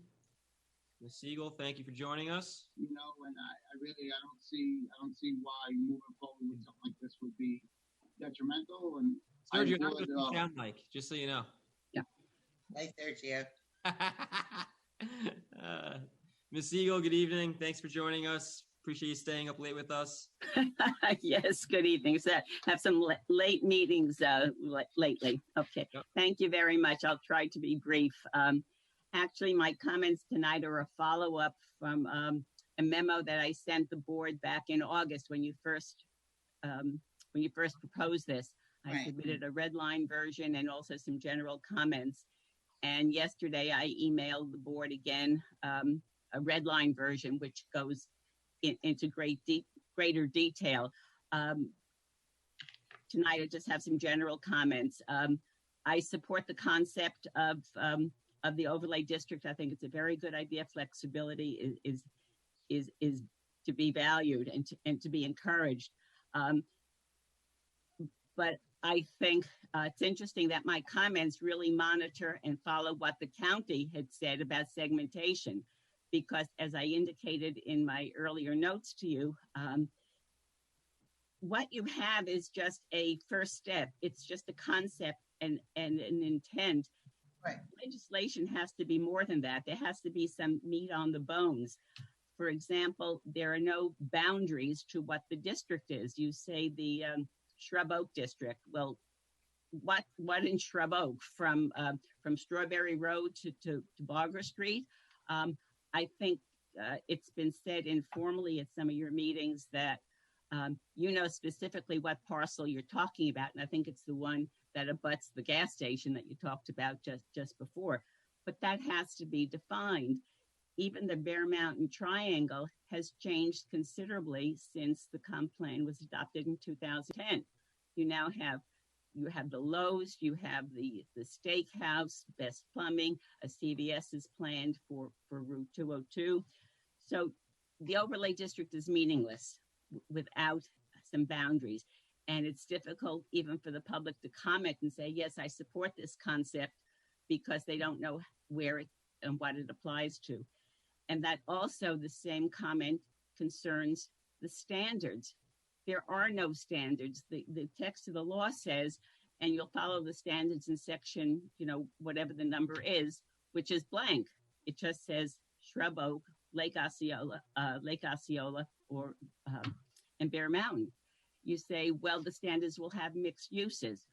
Well, and the mixed uses might be different for each district. I think John has made that clear, and that obviously makes sense because you're dealing with 3 different districts. Well, how is the public, how do you as the town board know what those uses will be? And what will the bulk regulations be? And what will the density be? These are all the critical parts that should be in the legislation, as the county has said. Otherwise, you just have some nice, very general intent language, and I don't think you need to pass a law like that. There's also another issue that I think the board really has not discussed. There's one section of the law that says, talks about putting conditions on the approval. And it says, such other reasonable conditions as the town board may in its discretion add. If you're giving the planning board authority to apply this law and waive or change all the uses and the bulk regulations and the density, et cetera, where does the town board come into play? If there's no rezoning involved, this will never get back to the town board. So how could the town board put any conditions on it? I'm not saying it should be one way or the other. I'm just saying, does the town board want to totally delegate this to the planning board, or does the town board want to have some say in the use of the overlay district? I think it needs a town board discussion on that. The other point, it's interesting because it fits in with a comment that the planning board made about having that the planning board should be given discretion whether to apply this. And I was thinking about that in terms of the law applies to redevelopment, which is something that Sergio mentioned. if you could picture a stretch of property in any one of these districts where you have 3 existing buildings and the one in the middle wants to either expand or demolish and rebuild, okay? And you start waiving a lot of the regulations for that, parking, bulk regulations, signage, lighting, landscaping, and everything to accommodate that person. How does that building fit in with what's to the left and to the right of it? And again, that fits into the appropriateness of the planning board being able to, if you're giving them the authority to apply this, that it should be if the planning board determines that it's appropriate, because it may not always be appropriate. And again, I thought of it just in terms of a redevelopment, an infill project. Those are my primary issues. I have other issues, that dealt with density, and as I said in the red line version. So I think what you have is a very good concept, which I totally support, but I think you have to go back and spend more time and put some meat on the bones, and that has to come with the legislation. Just to pass the legislation with intent is really meaningless, and the public cannot adequately comment on it. Thank you. Thank you, Susan. Ms. Siegel. Diana, who else do we have? We have Matt Crossett. Okay.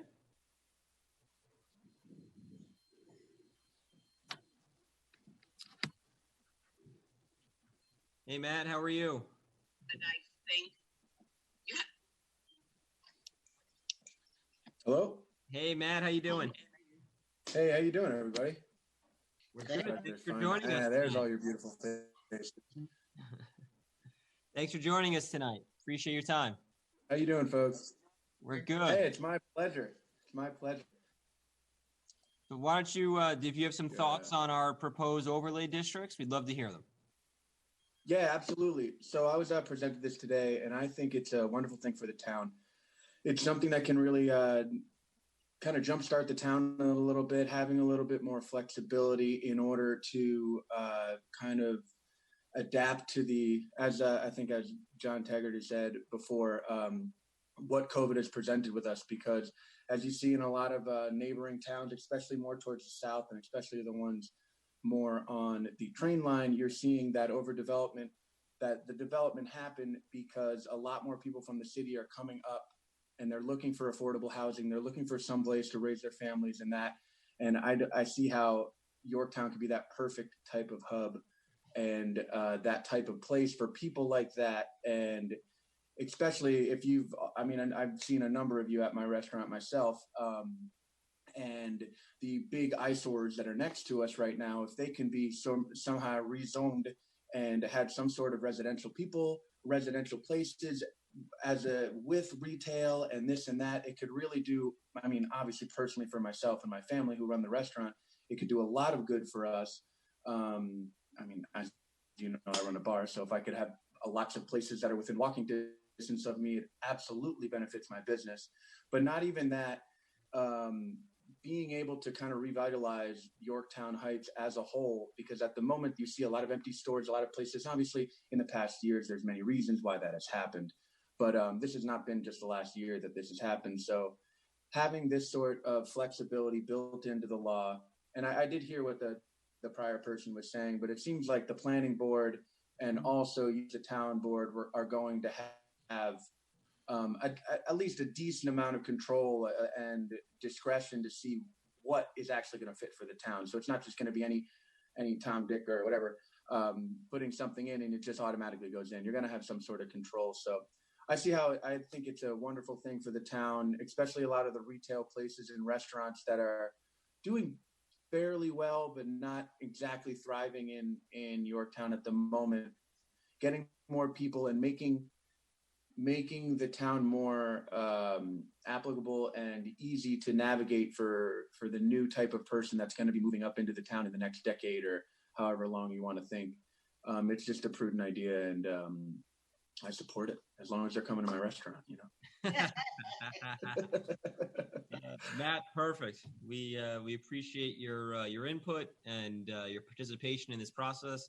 any questions for Matt other than do you have takeout that you can drop off at town hall right now? Because I'm pretty hungry. It's 11. I mean, I could definitely rock pop the fryers on. My brother's there right now. He probably won't be too happy to hear it, but he'll do it. What do you think, Diana? I think Diana and Tom were the only ones here.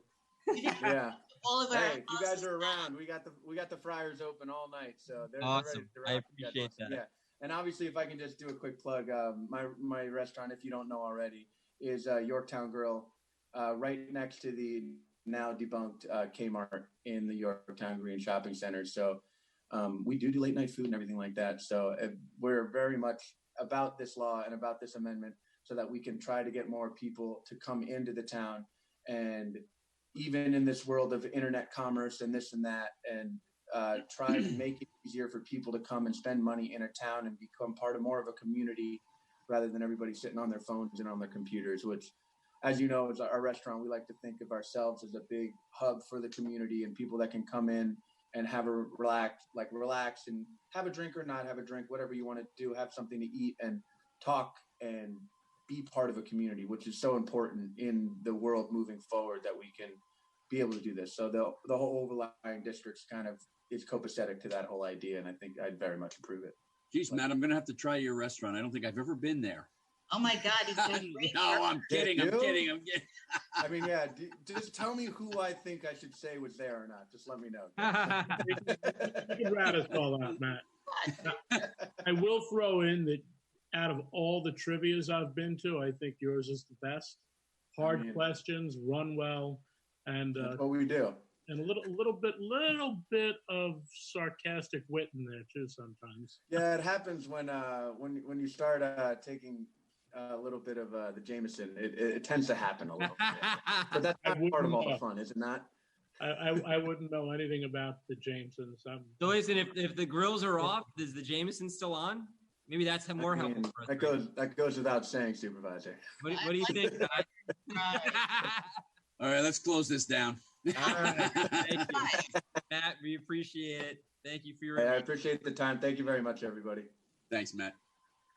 Diana, who else we have? Last one I have is Jim Puglisi.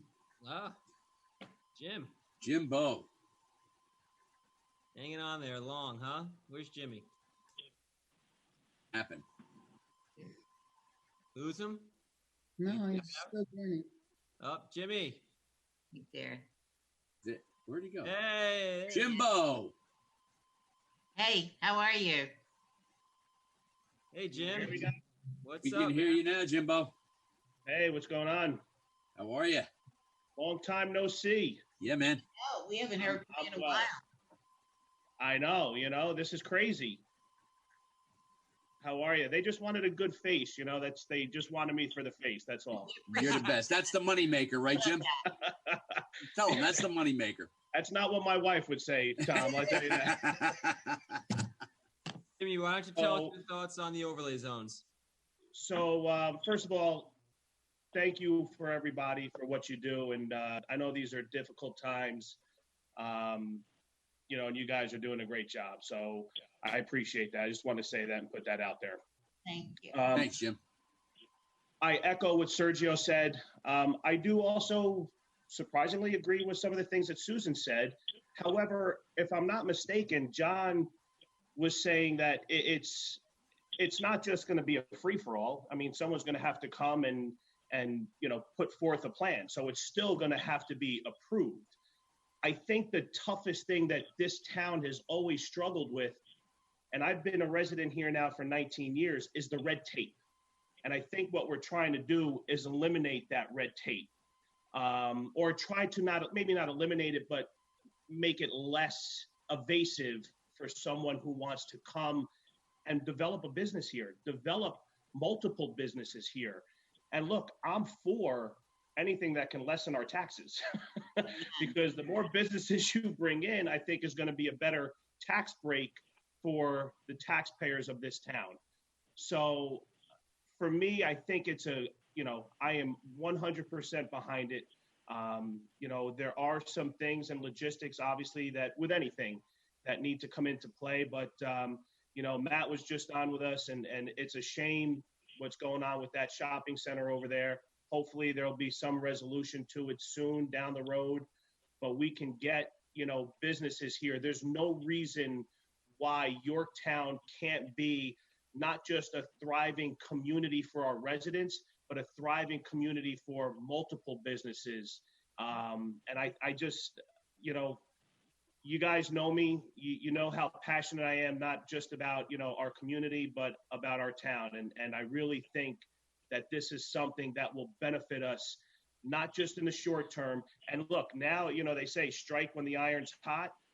I think, COVID, as crappy as it has been, has opened up some doors and has given us an opportunity to really strike and take advantage of what we're learning and what we can do moving forward. Awesome. I agree what you're saying. I think COVID has given us advantages that we probably would have never had. Totally. That's why we're trying to capitalize on them. Mm-hmm. Any questions for Jimmy? Anyone from the board? No? Jim, thanks so much for your time. Thank you. Got it, guys. Thank you. Appreciate it. Good night, Jim. Thanks so much. Good night. Good night. Good night, guys. Good night, Jim. So I pose it to the board. We've heard from the business community. We've heard from some of our residents.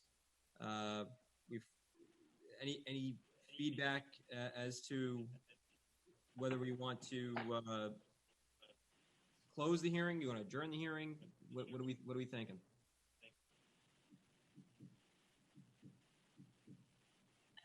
For me, I think that what you guys, two of you said in the beginning, which is this is really just the backbone of the law. Now we've got to begin to look at, put information in about the different districts. Right. And I think you got to start somewhere. Right. I don't have a problem. Yeah, a lot of this is flexibility. Yes. And it's sort of counterintuitive to say, hey, let's pinpoint and lock in every aspect of the flexibility, because part of this is how do we adjust the zoning within these flexibility zones based on what's coming in, and we don't know what tomorrow is bringing in that. So it's sort of I see the point of, hey, let's pinpoint some of the other issues, but even that can, the flexibility in that zone can shift as well. Not everything is as well defined as, the triangle, the Bear Mountain Triangle there. Yeah, and I think that there's still work we've got to do. I think we don't wait until the applications come before us, that we start the work now and looking at those different districts. Yep. I agree with you. I think that we got to press the pedal here, and I really do. I can tell you. Is John there right now? John Tegeter? Yeah, yeah, he is. Yeah. Let me just finish my thought, Councilman, if I can. But you look at other surrounding communities. Newcastle's doing this. Mount Kisco's doing this. So if we want to compete regionally, we got to keep up. And I do recognize some of the things that Ms. Siegel stated tonight. I do. I'm not trying to discredit them, but I also think that this is a good step forward, and then we can spend more time specifically zeroing in on the specific districts and the specific boundaries. But at least we know what we're trying to achieve and put that strong backbone forward legislatively. John, Councilman Patel had a question for you. Yes, John, how much land, percentage-wise of the total already developed? Very few parcels of land to be developed. Bigger parcel, maybe they can, break it up and do the renovation of new building. But do you have any inventory of, the numbers of acres or something in the town? Very little land has left to be developed. That's true. Yeah, well, there's not. We all know that there's not a heck of a lot left to be developed, and what's left is less developable than most stuff that's already developed. Of course, I don't have the particular numbers. I can certainly get some estimates if you care to know that, Vishnu. Happy to do that. But also keep in mind that this will likely also include already developed properties and will offer some flexibility for reimagining and redeveloping those properties. And we have a lot of properties in town that need help with that. It can really, and Yeah, and then I can tell. The agreeable, you know. Yeah. You have a land, and if you can develop, and somebody want to put the money, we are with them.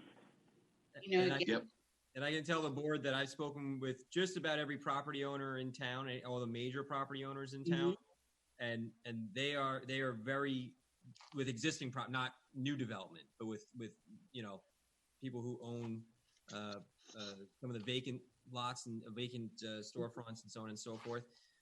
They see this as a shot in the arm. They see it as a shot in the arm for the economy that they're going to be very motivated to engage with and finally entice them to come to the table because of the flexibility that we're going to be able to provide through the zones. So, I think there's a lot of people out there who are waiting, who are watching this, even though it's late at night, but they're waiting to see what we do as a board and as a community, and what direction are we going to go in? Are we going to try to press the pedal and try to really jumpstart a revitalization of our hamlets, or are we going to keep pitter-pattering along the same way that we've always been, or are we going to try something new? And I don't think there's anything wrong with trying something new and getting creative and being a little bold about it.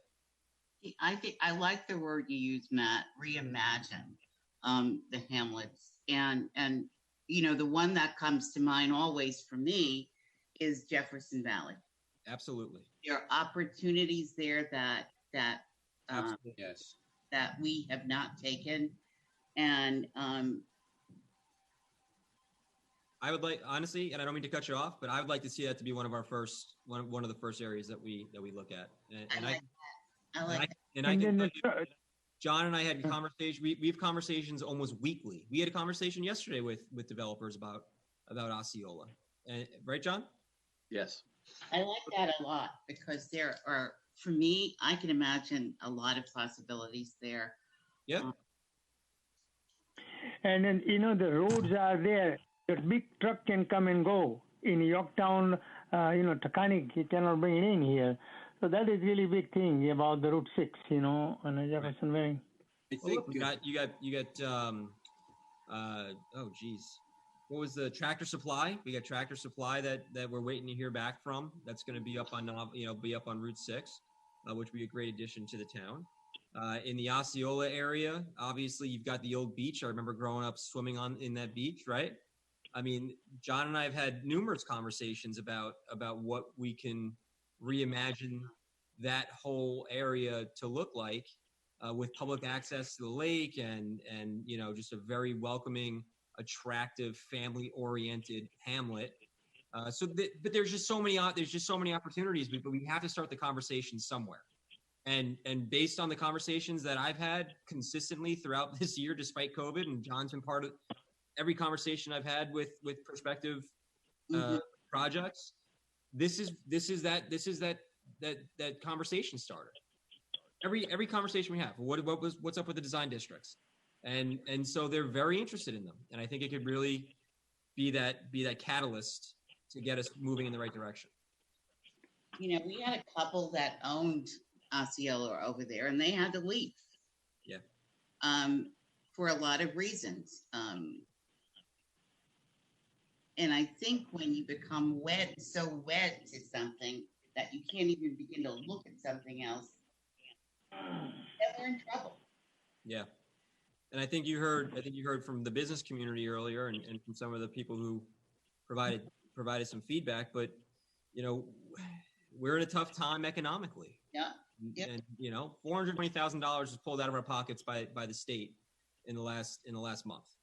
So we need to find ways to generate revenue without raising taxes. And the best way to do that is grow that commercial tax base and grow jobs. I mean, that's what we really need to try to do. And this could help. I think this could help us do that. Totally agree. Hearing what Susan had said, we can always vote this in and then fine tune it as we need it if necessary. There may be some textural changes we have to do or something of that nature as we go through it. But all in all, it's a good product. All right. So then we'll make a motion to close the public hearing. Motion. Second. All in favor? Aye. Aye. Any opposed? Motion carries. We're going to move on with the rest. We have another public hearing. This is a public hearing to consider proposed local law amending Chapter 300 entitled Zoning by modifying Section 300-75A. This is, again, in regards to Is that self-storage? the self-storage law that we were talking about with up at the old Toys building. I'm going to ask our town clerk to show the notice. And thank you. And we're going to have Mr. Tegeter just reintroduce it to the board, and we'll open it up for public comment. Okay. So this is Chapter 375, which is a special permit section that allows what we're talking about is that it allows, in this one particular section, self-storage in the C1 district. C1 districts are your larger commercial complexes, such as BJ's. And when this was written, it facilitated, you may know that there's a self-storage entity that is in BJ's behind the Staples underneath. And this law facilitated that. It, at the time, did not anticipate self-storage to be, something that would face our major thoroughfares. And the reason was because our experience in the past with self-storage was that they were, metal buildings with a lot of roll-up doors and, like Butler buildings and very cheap looking. So we did not at that time want them in the C1. Fast forward a number of years and self-storage business has changed. They are producing buildings that face the street, that you do not see the roll-up doors. They are using nice materials, well-designed. And so the impetus here is to allow those types of developments in the C1, provided that they present themselves to the street in an architecturally appropriate manner. And the modifications, which are only a few sentences in this section, paragraph A, allow that, and they set forth, the parameters by which they can do it, which is that anything that faces the street needs to be architecturally designed well, and that you can't see roll-up doors and things like that. So it keeps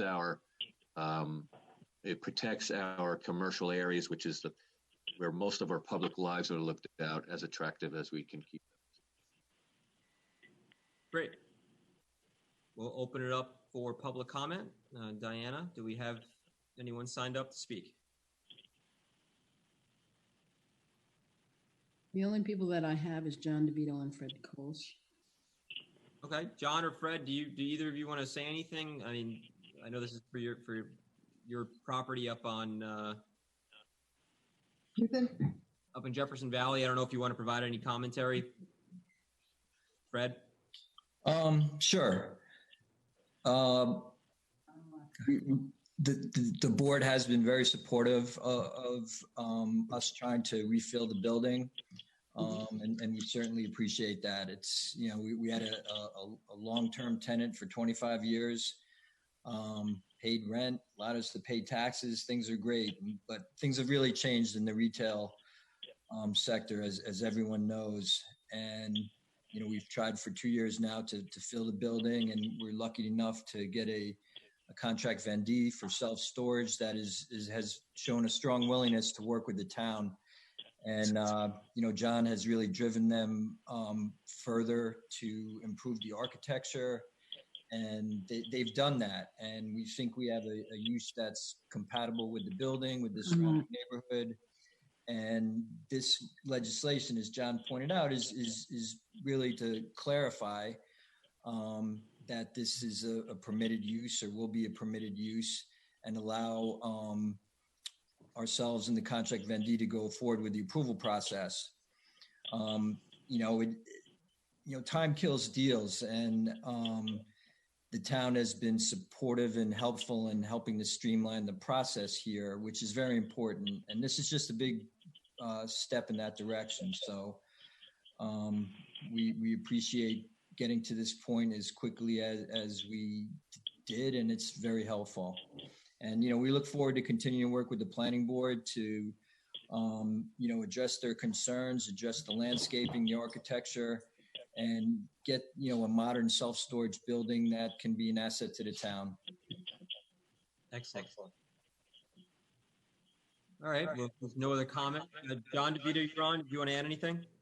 No, I think. Yeah, also. Wrong, John. Oh, I'm sorry. Go ahead, John. No, I was just going to say thank you very much, but I think Fred said it correctly. Perfect. John Tegeter, you wanted to say something?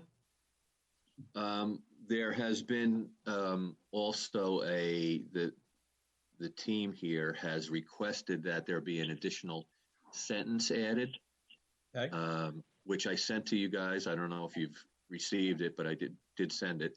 And basically, I'll read the sentence. It says, the planning board may permit building coverage for standalone single-use self-storage buildings in the C1 zone up to 45% if, in the opinion of the planning board, the site plan provides orderly development for the site and surrounding neighborhood. So the reasoning behind that is self-storage requires very little parking. And so you can avail yourself of a greater amount of floor space, which makes that development more viable in terms of what self-storage, what the business model of self-storage is. It also adds, and Fred can correct me if I'm wrong, it adds a reference to subsection C and H in the 300-79. There were some references to A, J, K, and L of 379. So just want to make you aware of that as well. Yes, that's correct. And it's just adding additional provisions from 300-79, and they relate to the setbacks and the parking that are included in that section. And so everybody's clear, 379 is specific to self-storage centers, which are allowed as of right in our light industrial zones. Right. But it has particular requirements for self-storage. That's why there's this reference to a couple of those paragraphs. Any questions from the board? No, I think self-storage has come a long way since that center on Lexington Avenue in 202. Yep. Okay, then if there's no other questions, we'll make a motion to close the hearing. So moved. Second. All in favor? Aye. Aye. Any opposed? Motion carries, and that hearing is closed. Very good. So we will move on to resolutions and come to the close of our meeting. I'll read them in their entirety, and then we can take them all at once. Okay. Unless the board has questions about them. We'll start with the beginning. Authorize supervisor to execute an energy purchase agreement with LSE Perseus LLC, also known as Lodestar, for the town to purchase VDER credits. This is, again, that's for this, just as a point of information, this is for the Sustainable Westchester Community Choice Aggregation Agreement that we discussed last week for the town. Authorize the supervisor to execute all documentation necessary to purchase and install a 26 feet wide, 12 feet high, 48 feet long Quonset hut for the temporary storage of the town's Zeno Barn timbers at the Greenwood Street Highway Facility, Greenwood Street Organic Yard. Authorize the town to establish an herbicide notification program for treatments done on town property. Authorize comptroller to process the following budget transfer for the highway department. Authorize the comptroller to process the following budget transfer for the Mohegan Highlands Park District. Authorize the comptroller to process the following budget transfer for the Senior Nutrition Center. Award bid for various chemicals for the water pollution control plant.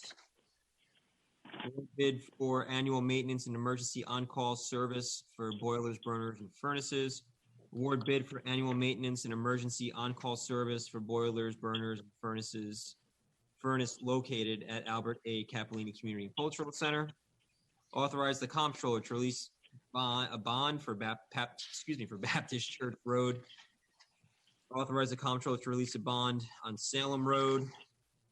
Authorize the comptroller to release a bond on Park Lane. In the amount of $250. Authorize the comptroller to release a bond in the amount of $500 for Oak Street. Authorize the comptroller to release a bond in the amount of $250 for Saddle Ridge Road. Authorize the comptroller to release a bond in the amount of $250 for Winchester Court. And authorize the comptroller to refund the following duplicate tax payments. I have a mo- Do we have any idea if that's the same company that takes care of the burners at the highway garage? Do we have any independent knowledge on that? I can't remember who the heck did it. Let me look real quick. I'm not sure. I don't know. This is for Peak. It wasn't Peak. Didn't do the highway garage. They didn't do that one, right? Oh, No. not all for right. me.